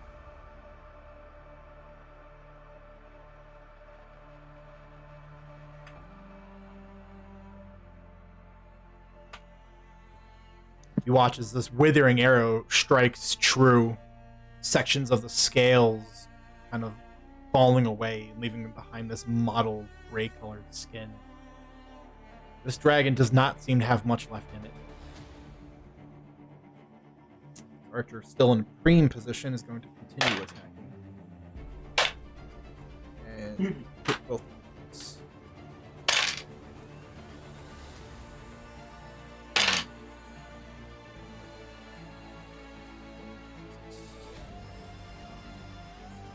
$34 more.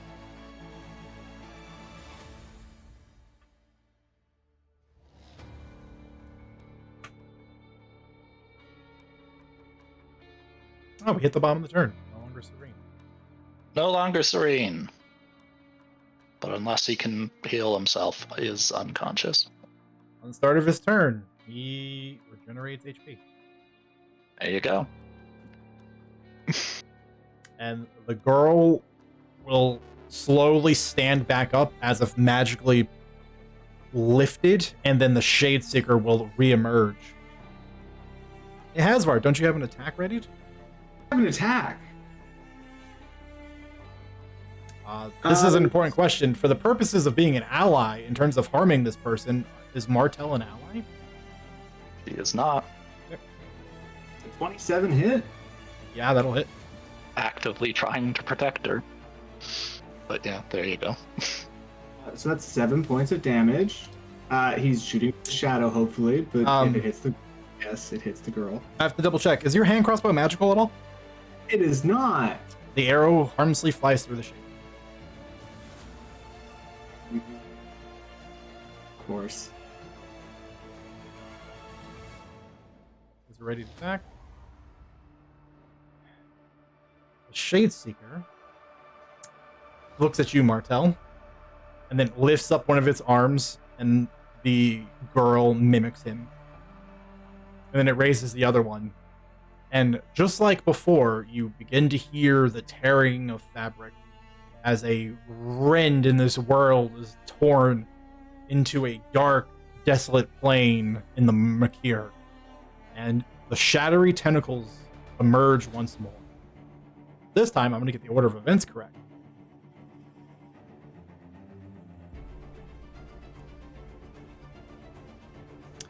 As this powerful magic is released into the air, 2 pillars begin to glow in reaction to it.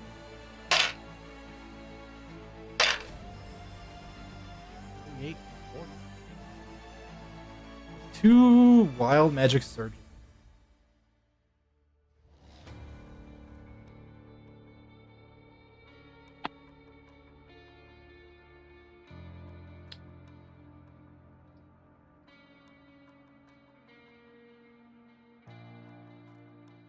Oh, that's interesting. Okay.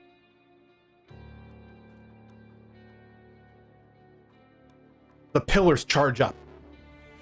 The pillar immediately closest to you. I need...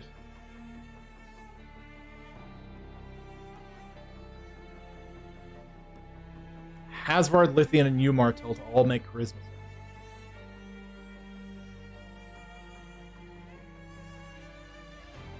Oh, charisma. Yeah, Martel kicked its butt.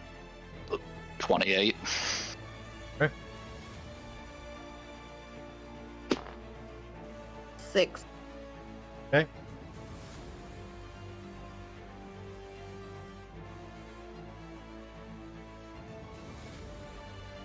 Oh wait, I have a D10. Hold on. Let me see if you can get me to 16. Would help. Nope. Okay. We're at 11. Yeah, no, it doesn't. A little closer. Asvard? I was muted. I said 18, but because I don't know if I succeed or fail, I don't know if I want to use 2 more points of inspiration. But we'll just let it go. So 18. I think you can choose the after. automatic success one, you have to fail first. Oh, okay, cool. Yeah. So yeah, you need to roll first, and then if you fail, you can do that. Well, it's 18. The cover roll. You succeed. The DC to beat was a 50. Ooh. So you and Martel both succeed. Lithian, for the next hour, you are vulnerable to damage from aberrations. All right. And then for the real could be interesting bad. effect, this tower over here glows. The ripples of the magic trace up these giant runes, and another wave of invisible magic ripples across the battlefield, washing towards the south, covering Lithian, Martel, the Shadeseeker, and the dragon. And then as the Shadeseeker and the girl raise their arms, and these shadowy, writhing tentacles whip out and just constrain and wrap around the dragon, you begin to hear that same tearing sound occur again. But it is more intense. It makes your ears hurt. And you watch as the moment as the Shadeseeker is looking around and that twisted smile begins to fade. And then a rift, dead center from where the tentacles are, tears open. And it begins pulling the tentacles in, regardless of their mass or form. And you watch as thousands of clawing hands reach up and grab onto the tentacles and begin pulling in both sides, the dragon and the Shadeseeker, like they were tethered to ropes, pulling them into this dark, withering portal. And through the other side, you hear these screams and these cries and the moans and these eccentric laughs of all of these tortured and tormented lost souls.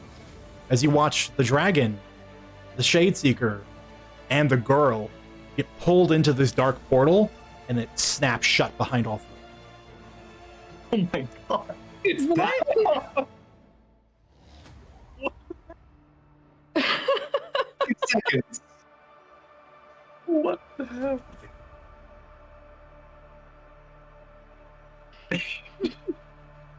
What?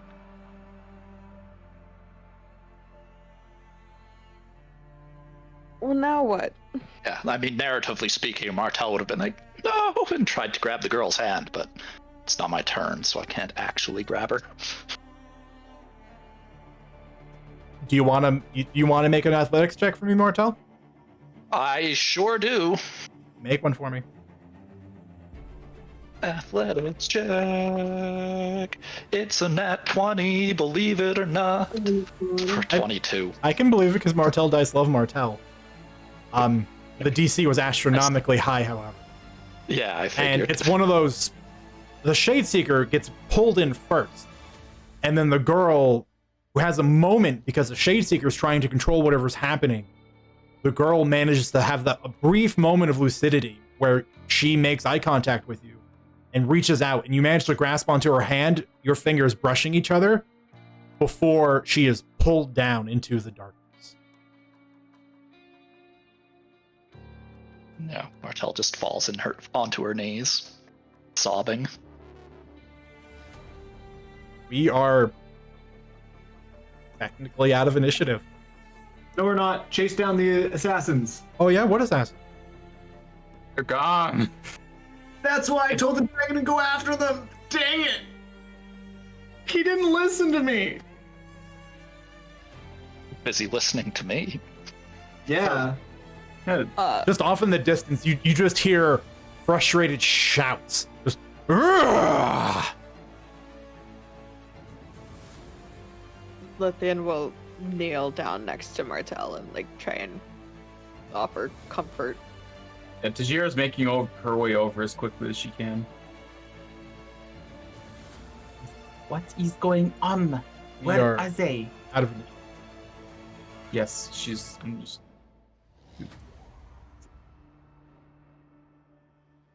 I don't think they're coming back. Not anytime soon, at least. Just, do you have any idea what the hell that was? You can make a religion check. Oh yeah, I'm so good at those. Peeper, the place that I was when I came.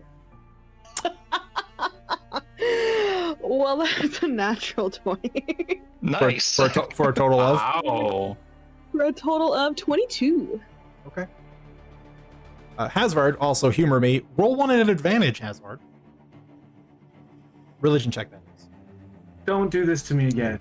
Let's see. I rolled a 1 and a 5, so But you're a smart boy.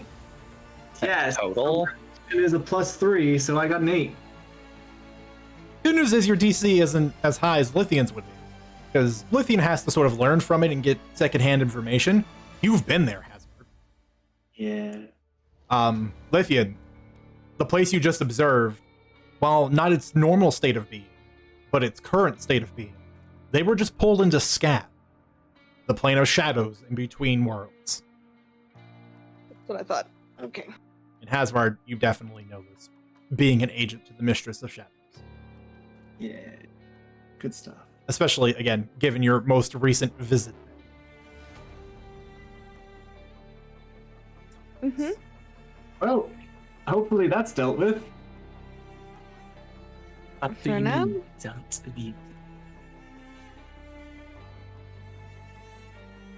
think there's no chance they'll come back? Oh, there's always a chance, but it's very, very unlikely.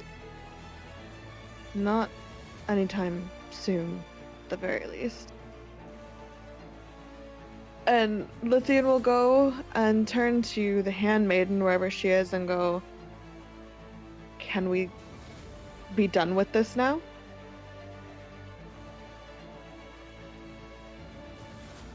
The handmaid just sort of acknowledges your statement and then turns her eyes onto Martel. Was still sobbing.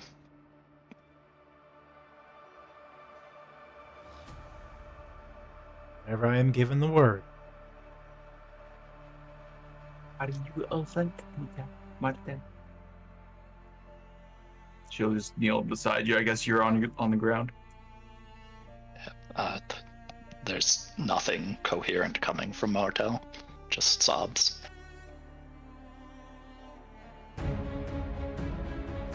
Look, I was freaked out. she's clearly not in a place to be giving orders right now, but given that the threat that we were up against in this regard is gone, it's only fair to the hammer. Her eyes will flash from Martel back to you, Lithian. And under normal circumstances, I would be more compliant. I currently do not have the magical reserves to access the dimension in which it is necessary. Ah, I understand. That's different.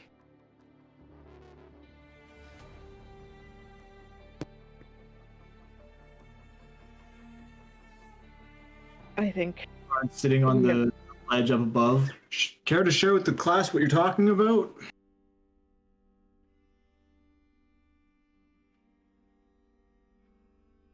I suppose it can't hurt at this point. This is so weird. I didn't expect.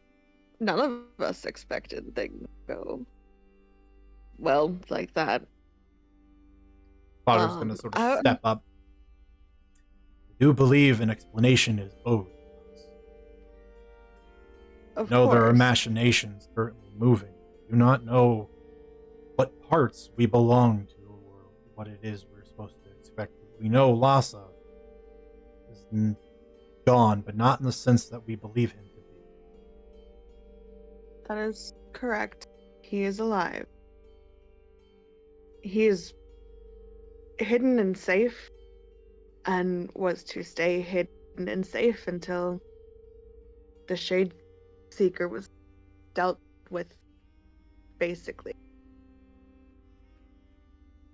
And as soon as the Handmaiden is capable, we can bring him back and continue on as then.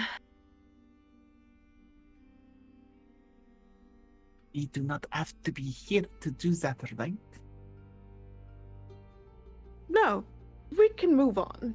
Well, here is probably the entrance to where the hammer is going, or somewhere nearby, I would assume.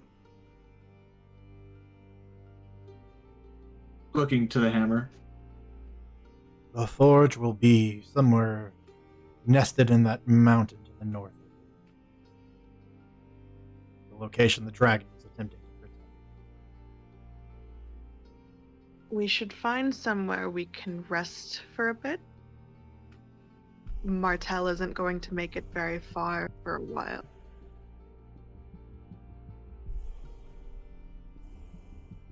There will be tunnels inside. We should at least get out from the open spaces just in case if something returns. Agreed. Like I was... They will be back, and you should fortify yourselves against the fact that they now have knowledge of where it is.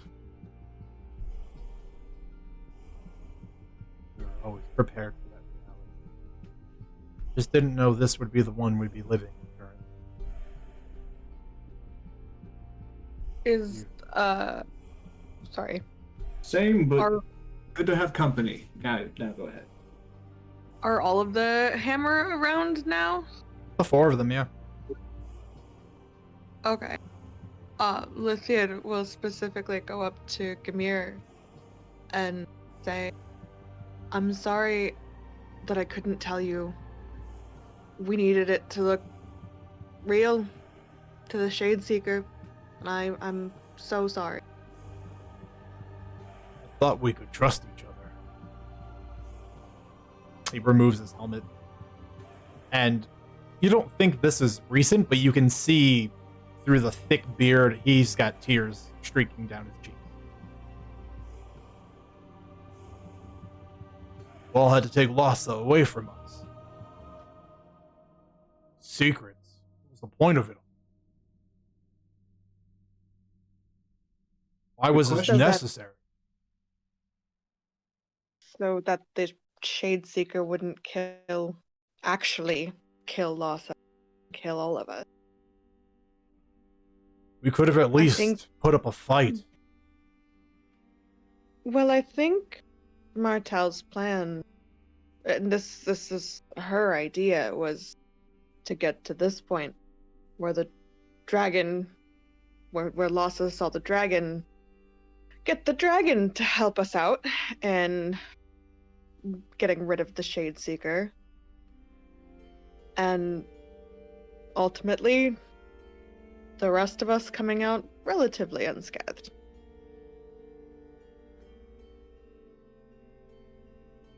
It's not a perfect plan, and it's not an easy one. It wasn't easy to go through with, and it was really very difficult to not share. But it worked. And I don't know if there was another way we could have done it.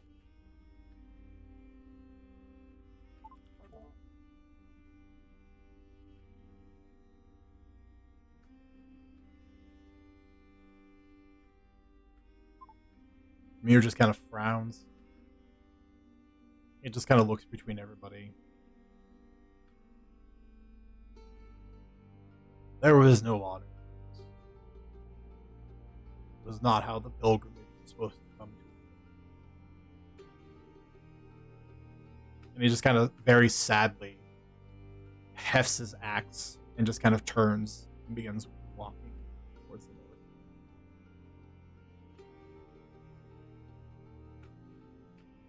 north. To everyone else, and kind of still pointed at Gamir, but to everybody there still. That he was, And Lhasa agreed to this. It Did wasn't. he really know what he was sliding down the hill? Did he really know what he was agreeing to? Yeah. I'll spare you the details of how I found out about everything. But yes, he very willingly knew what was going on and went along with it. And he's waiting for us when we can retrieve. I have to agree with Gamir. Sometimes honor is very important. Morals, how you walk the road, not just the end results. None of this matters at this point. We have arrived here because of the decisions that have been made. Some of you need to rest and recover from your wounds. Let us head into the entrance to the underworks. Azor, now, see to the armor the dragon left behind. I'm sure there will be some valuable knowledge we can take away from it.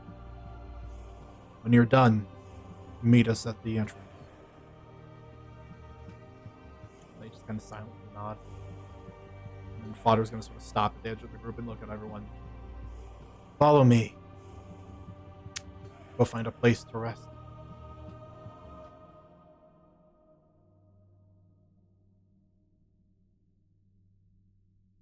And he's going to take you, leading you northward past the large pillar. And you're going to find at the slope over here a small carved out tunnel. Ample in size to suit even the members of the Hammer. Large enough to probably accommodate someone of a giant's size if they were to crouch or crawl. You make your way inside. Zeta will be trying to help Martel. Yeah, you can get Martel up and walking, but she's still crying. She'll just, help her in. Entering to this carved out tunnel system, you see growing out of the edges of the stone these glistening blue and green crystals. And they seem to glow brighter whenever one of you that has a magical aptitude crosses by, like they're resonating with the magic you carry on within you. You find yourself in a small, open, well, not even that open. You find yourself in a small cavern. Even that's too generous. A small tunnel, about 20 feet across, narrows to about 10 feet at its smallest point, and then squeezes into about a 7-foot wide tunnel that vanishes into darkness. As far as you know, Gamir was the first one here, and he is not here. It's pretty easy to assume he's probably wandered further.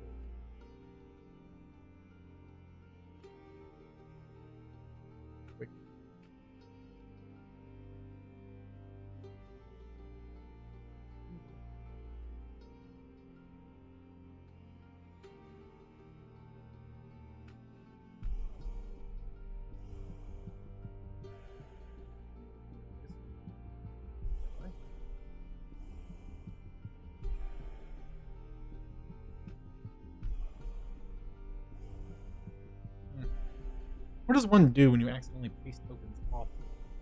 I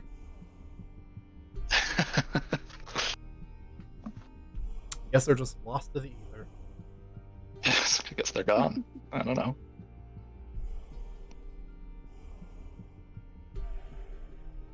There's always Control Z. Yeah, that's too much work. I already started moving a lot more around by that point.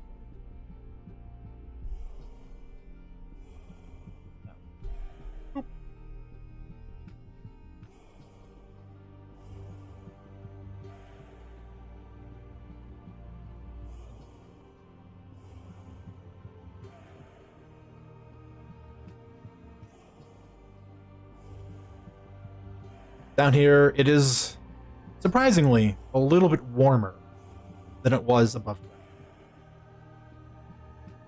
Fodder kind of steps up to an area, kind of gestures to the space you're in. Here is more than sufficient for resting needs. I'm going to go see if I can't find where Gamir has wandered off. I don't want him harming himself. Stay put, keep an eye on things. Shout if something occurs. You watch as Fodder is walking off into the darkness.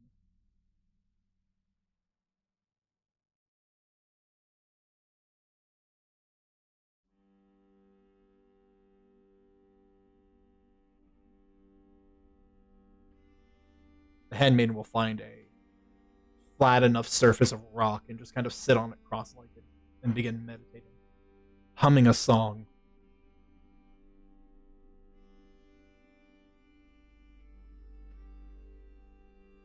So, what do you all do? I'm gonna be like the handmaiden sitting in the corner in the shadow and pray to my mistress. And be like, hey, we just sent a awful person, an unfortunate young girl, and a protectorate dragon to your realm.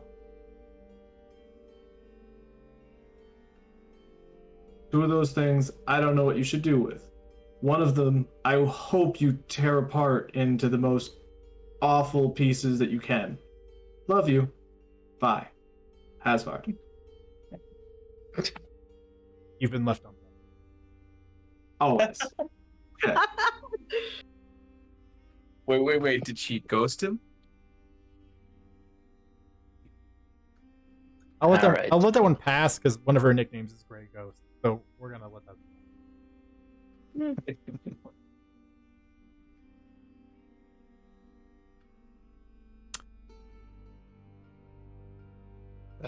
I mean, I don't know how long we're left here, but it takes some time before Martel stops crying. Time is kind of just flowing. Like I said, Fodder and Gamir have wandered off. Now and Nazor have a hefty amount of work to do hauling some of that armor around. There's a lot of dragons. So there's a lot of armor. You're is taking a short rest. You could get a short rest in if all you guys do is sit here and wait. Yeah. I'll just sit with Martel and, yeah, get a short rest in. Well, then a short rest At occurs. some point during that hour, Martel would fill Lithian in. She had tried to make a deal to free the little girl's soul in exchange for the dragon.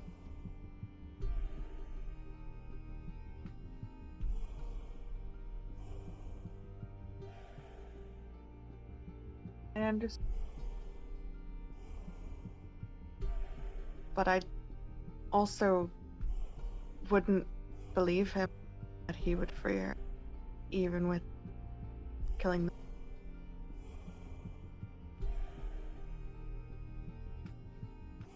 I'm sorry it went the way it did with her.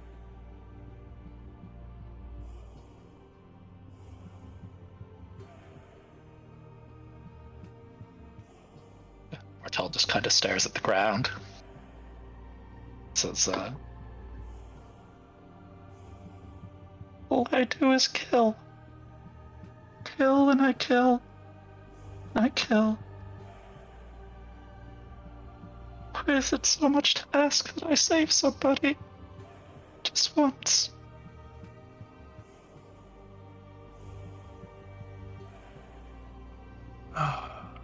Just kind of pats her on her back.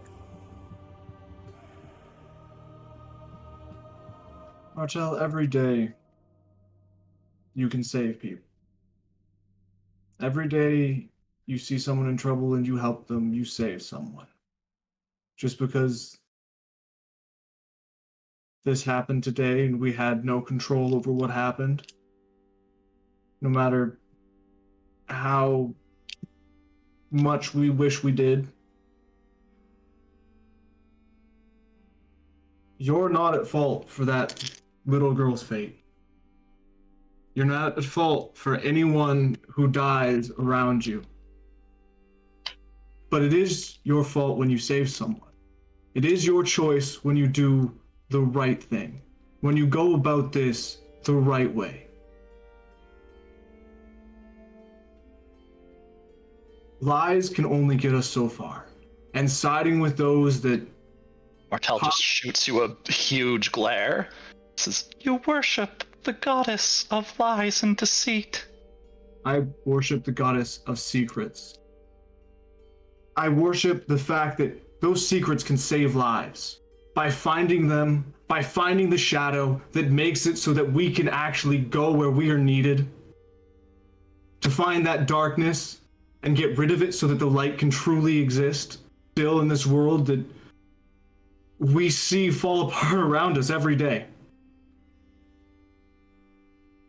And you can bring that light a little step closer every single day. Each of us can. Those that still can struggle. Like you, Martel. You struggle every day. I see it. You struggle with the fact that you don't think you smile right. You struggle with the fact that you don't think you belong or that others don't care about you. When we love you. And I know it's hard to accept ourselves. I know that people will always look at us differently or say things that we don't understand or do things that we don't accept. That doesn't mean we have to follow in their example or take ourselves down to that place. Martel, you can make that difference. Look at all the good we've done to try and at least help.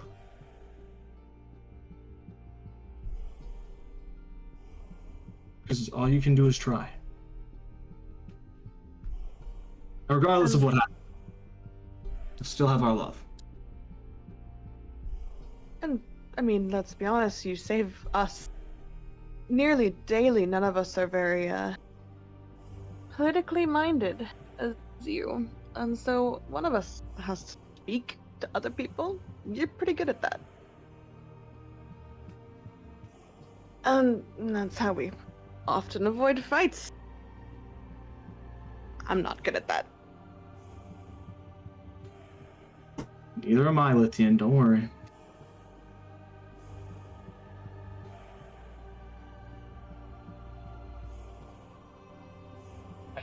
Tel just kind of stares at the floor.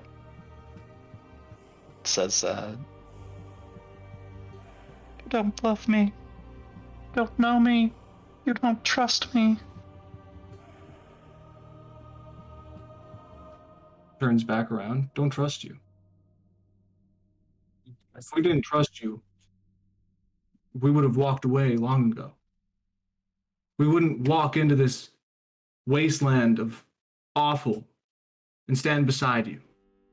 Yeah, we're going to have our differences. We're going to have different opinions. It's the thing about having 4 of us, 5 of us, 6 of us, 8 of us. You're unique. Pointing at Tajira, she's unique. Pointing at Lithian with a grin on his face, she's unique. It means that even with trust and love, with those family bonds, we can still coexist and move forward with love and respect. Having different opinions doesn't mean we don't love you. Not knowing every little secret about you doesn't mean we don't love you.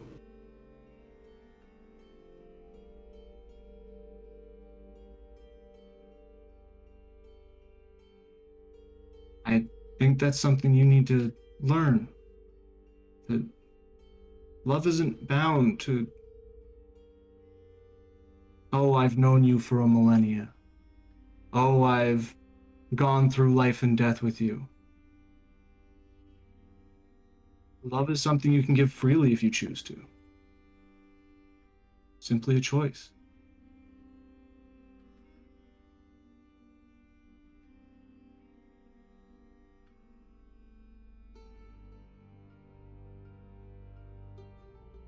Martel shakes her head. She doesn't respond otherwise. Shakes her head no. Oh. And I'll express that to you as many times as you need for the next little while. But I won't be leaving your side and looking over at the handmaiden. I don't think a few of us are either.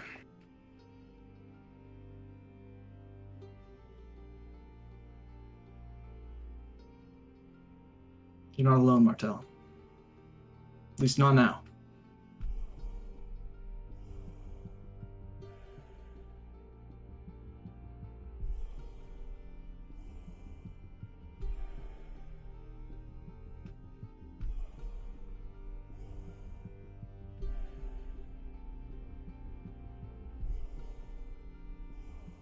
Half hour passes. You don't see anything from either Fodder or Gamir for a time. You are hearing the work of Nazor now as they're hefting in these large metal armor plates from outside into the entryway of the cavern.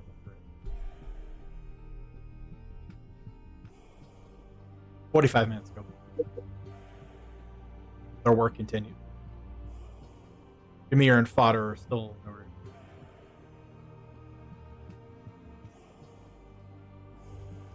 An hour. Have a short rest. If you'd like to roll hit dice, you may. The handmaiden was singing, rather humming the entire time. You can all roll a d10 and add that to your. Oh, that's nice. Just a little, little popper. I'm almost back to full. Me too.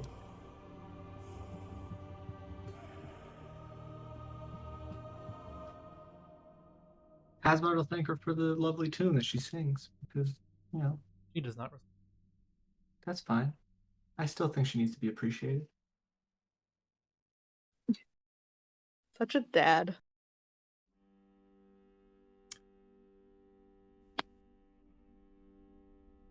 A little after that hour,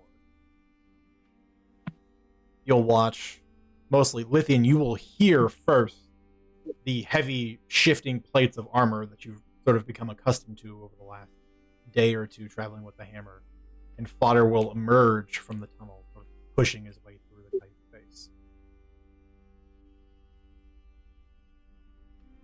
There's something all of you should see. If you're able, you should follow.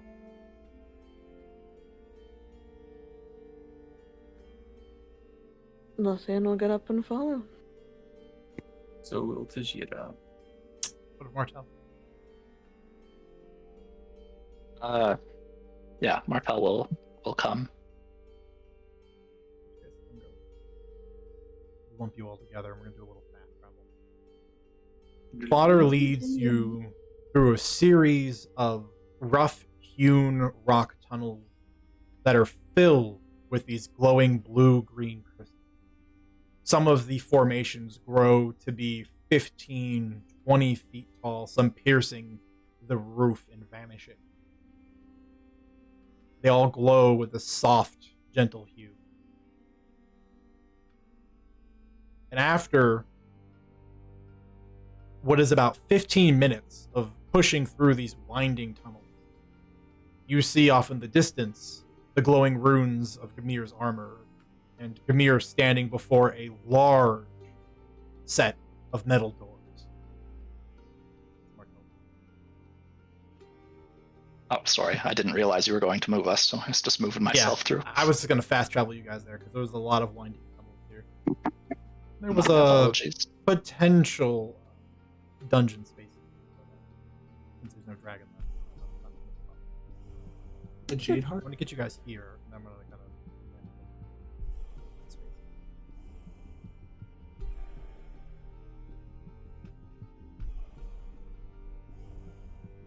Before you are these enormous metal doors, which is funny because when you look at their dimensions, they're large for people of your size. But then when you look at them, they look more or less the approximation of what you'd expect about a 20-foot tall humanoid to be able to push through both just large enough to fit their size. And you watch as Fodder looks at all of you,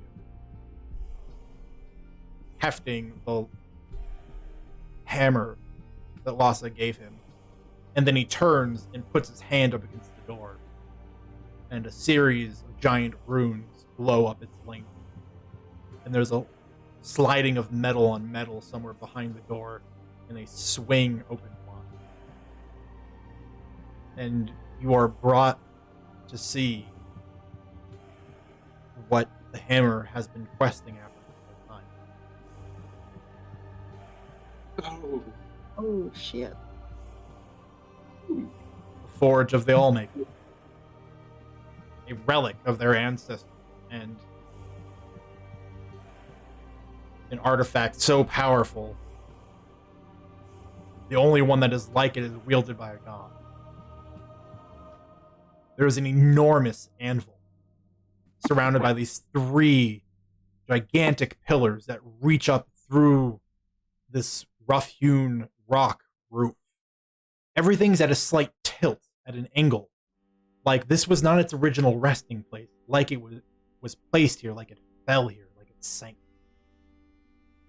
Behind the anvil is this enormous forge, glowing with this magenta-hued fire. And the longer you stare into it, the further it seems to go, as if it could suck you into an oblivion, never really knowing where it would end. You can see that there are 2 doors, one to the south and one to the north. There are several work tables, and everything is kept neat and orderly. There is no dust to be seen. These crystals have grown in through the walls, providing everything a contrasting color. The glow of the blue-green against the glow of the magenta flames of the Forge of the Allmaker. Fodder and Grimir are both, and reasonably so, stunned.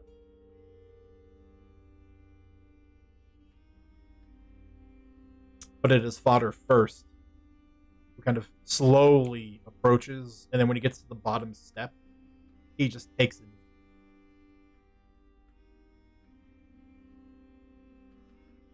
I think it's time to bring Lhasa back.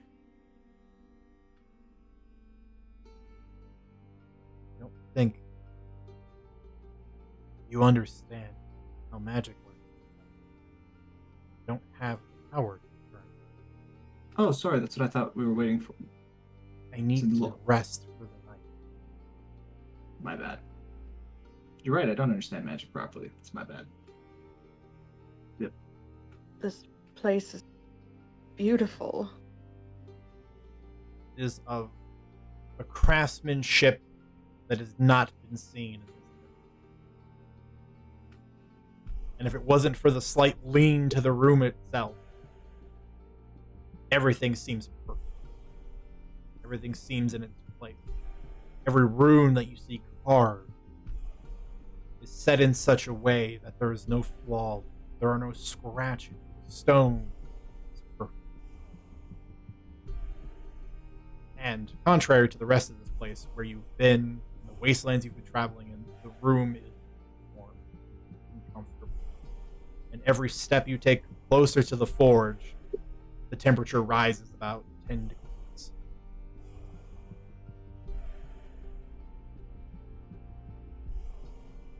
Amir follows suit, eventually coming up behind Fodder and doing the same thing. He takes them.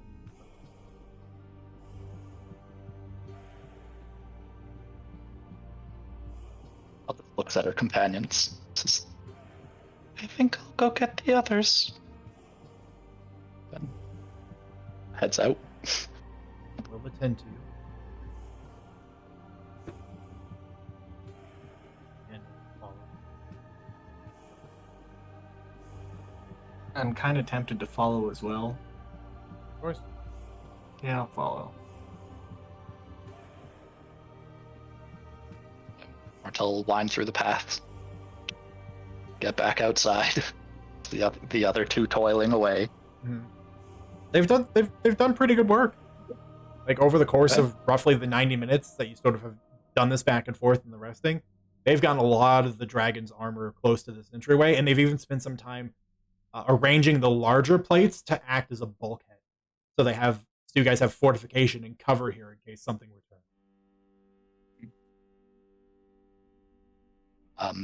Yeah. Just walks up to them, smiles. Found it. They found the forge. They both stop and look at each other. Smiles. I believe they're praying. Think it would be best if you joined them. They look at the armor around them. Yeah, this seems good enough. I will watch it until you get back. It's not going anywhere. The job is well enough done. Come along, Nazor. Let's see the end of the road. All right, now. Lead the way.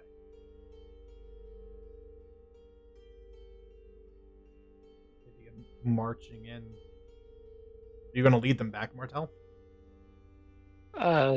No. Martel just... see.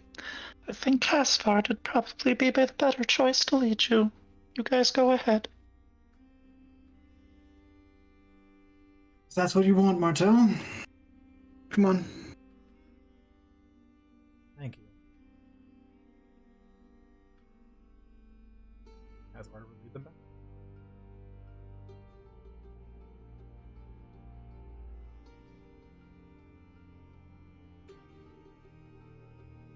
Martel, you're left alone with the handmaiden for a period of time. Is there anything you'd like to say or do?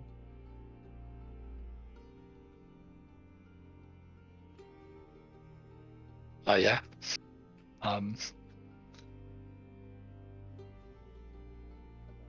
Slung Martel looks at the handmaiden.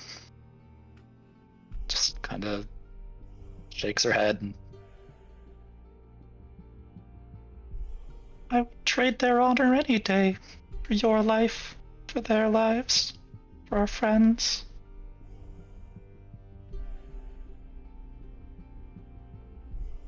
She just looks the handmaiden in the eyes. Did I make the wrong choice?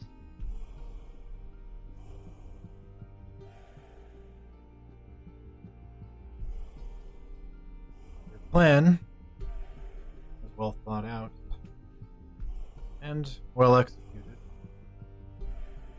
Up until the point your ability to stay on task was swayed by the child. Girl. Yeah, Martel just looks at the ground.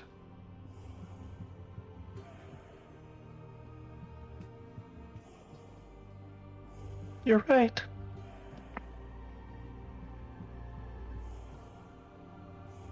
I was never a child. Ever. But there was something in me. Memory, dream, a shadow. I don't know.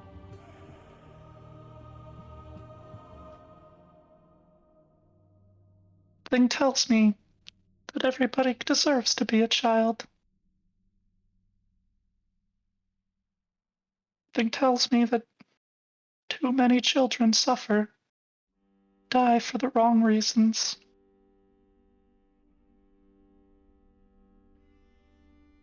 She looks back at the handmaiden with tears in her eyes. I just couldn't do it. Couldn't leave her with that thing.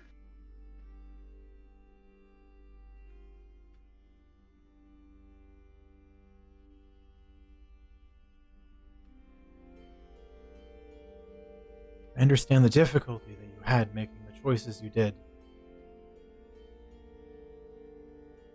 But the plan that we are seeing through, the plan of our Lord, both. Hopefully we'll see a way with these issues, with the suffering. bring order to all of this chaos. Can't afford to lose sight of them.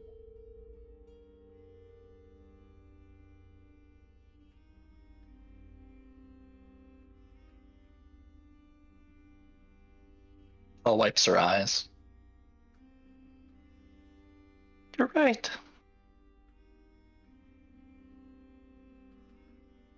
I think that's exactly why you're here.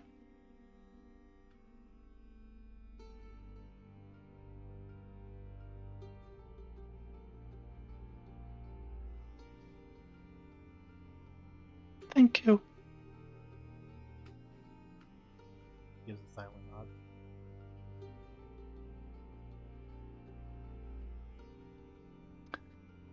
Well, they all seemed pretty upset that I ruined their honorable entry into the forge, but maybe they won't object too harsh if I come in.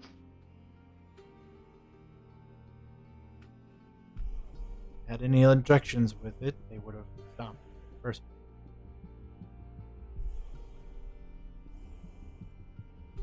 Wish to re-enter. You may. Martel just gives a very real smile, probably for the first time in a little while. Well, they would have tried. She'll start heading towards the forge. Somewhere else, Asgard, you lead Nazor now through the tunnel, walking past the large crystals. You arrive at the large set of doors. Be ready to be amazed. You try to open the doors. Okay, could you help me, please? Yeah.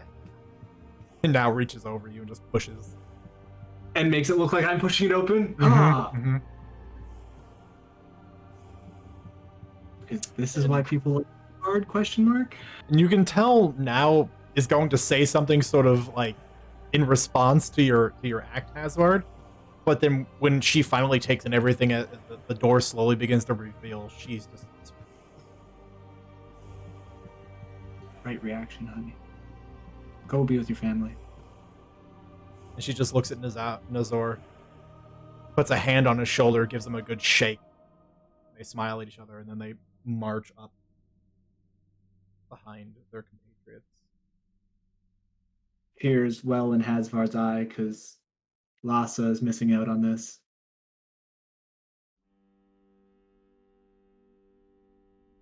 When they all kneel, it seems silent.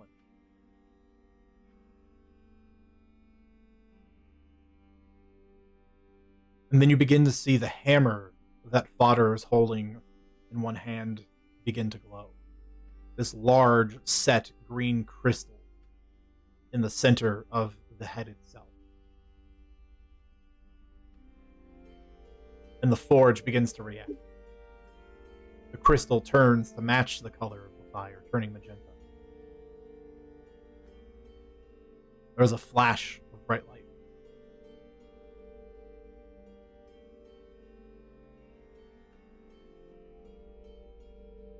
And as your eyes all come back into focus, you see standing at the top of the stairs, Lhasa.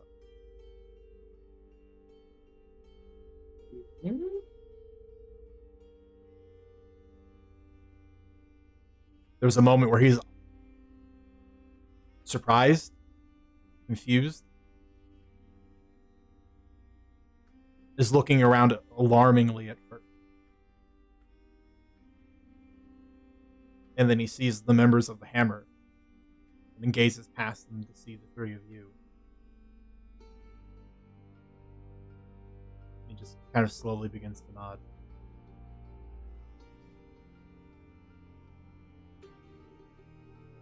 Where are we?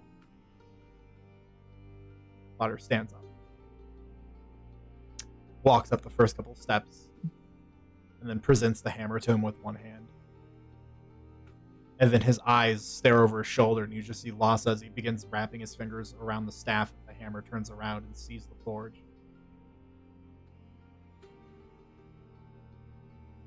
Martel, this is about when you arrive. All right.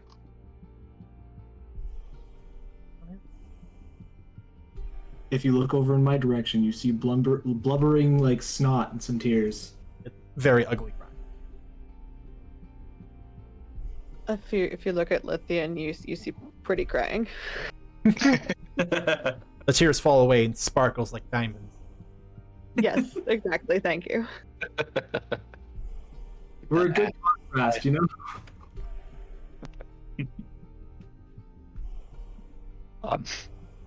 Martel smiles at Lhasa.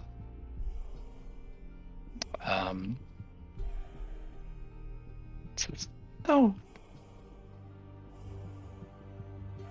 the coin's made it back to me, has it?"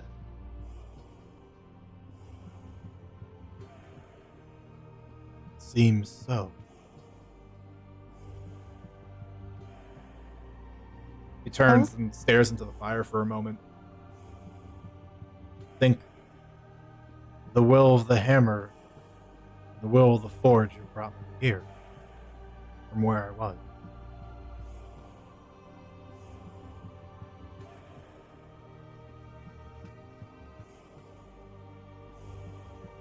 You gave everything so that your people could be here. I'm glad that they could bring you back too.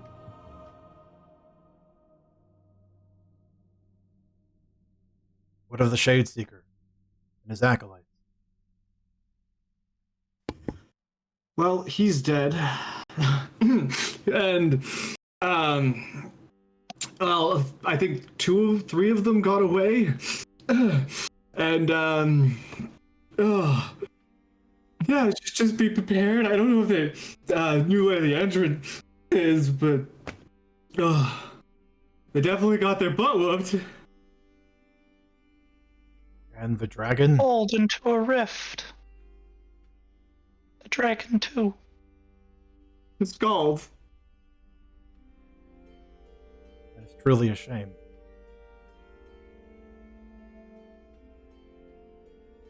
It's kind of, at the moment, Gamira sort of turns around. And to be clearer on the subject matter, the other acolytes didn't just run away, they vanished. When I was chasing them, they just ceased to exist after a moment. I blinked and they were gone. Something to do with the shadesman being gone. Touched the Shadeseeker. The way. Martel just stops and shakes her head. May have just gone with him. I do not know.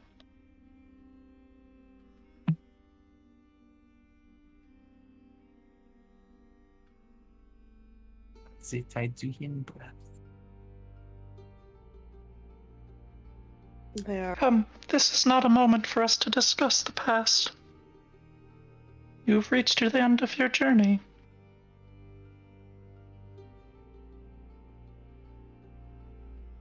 Actually, I think... Yes, but it was still at a cost. And in part thanks to you. We will have our time here. First, we should see to everyone. You all will need a place to rest. Let us find some comfort first. The forge has taken us a long time to find. It is not going to run away from us. He gives a weak smile.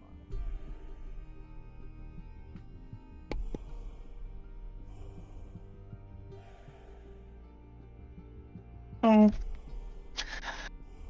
Oh, it is yours now. And it will not go anywhere so long as you are here to protect it.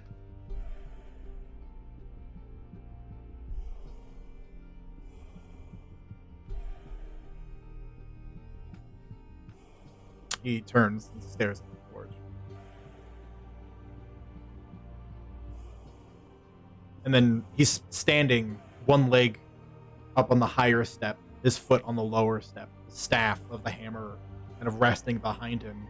and each of the other members of the Hammer reach out and grab onto the long staff of it. There's just a long silence.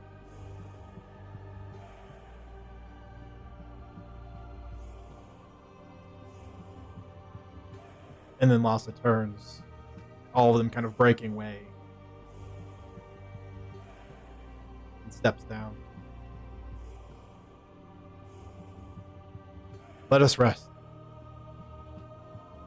We have much to reflect on and many things to speak about.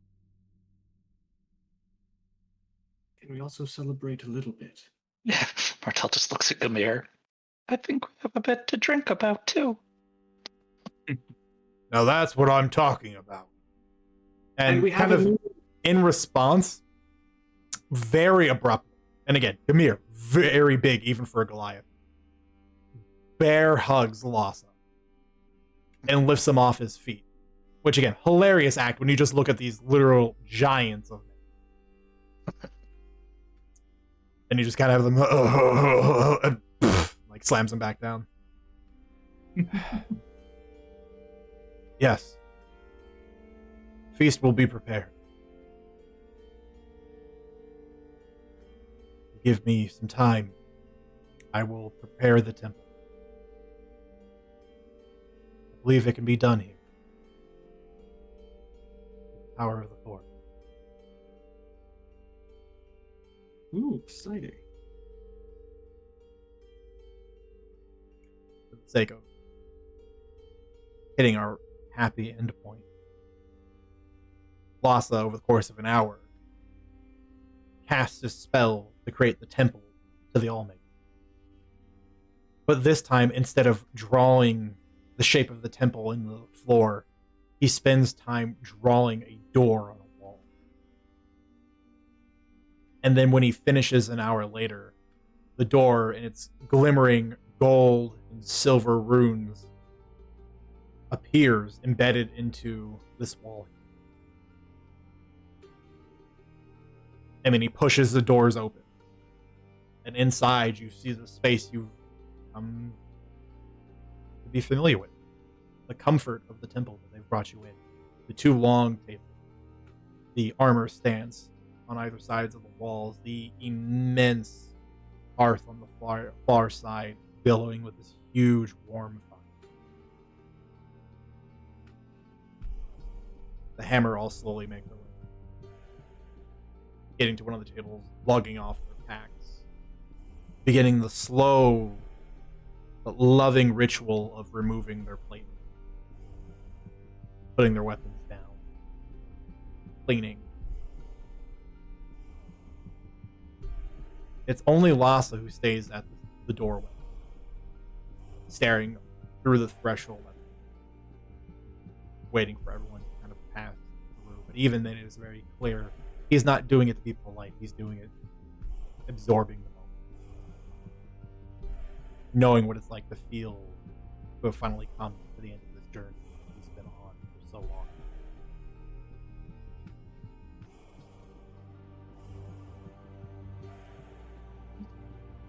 Yeah, the Martel wait till everybody else isn't inside as well. And then as she passes Lhasa, just squeeze his pinky finger and go inside. As his hand is far too large for her to actually squeeze his hand. Yes. I only typed what I was going to say, but yes, I would also say something as I passed.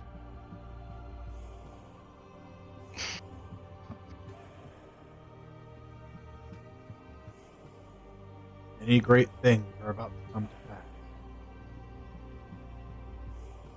It's time we fixed this one. He'll let the doors open. And that's where we'll end this.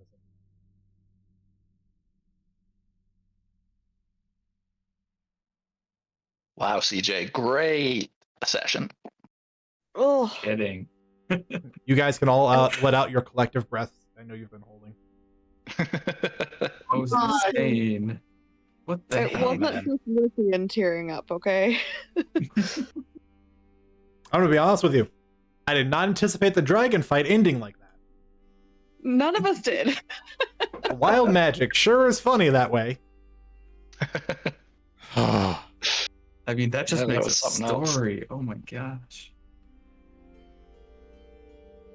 Although Martel does recognize that it's her fault. Demons the face later. Oh, you mean the dragon getting sucked in? Yep. Yep.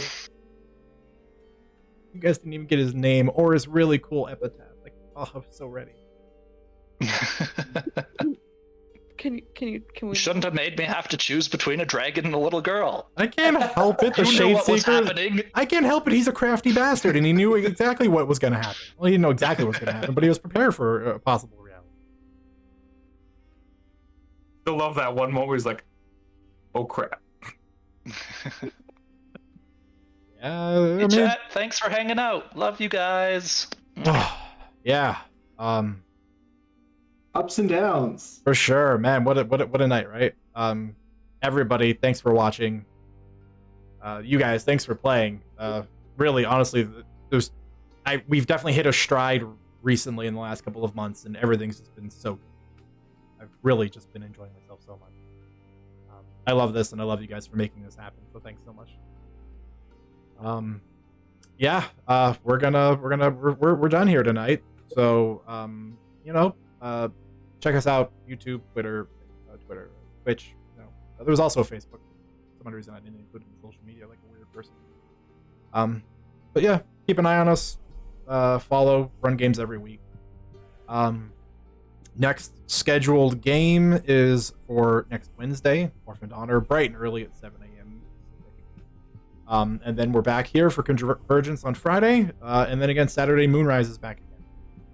And there's a lot of good stuff going on. Honestly, there's a story for everyone and a time slot for everybody. So find something and just tune in. It's worth it. It's been getting really good. The players have been phenomenal. So until next time, if you do nothing else, make good choices.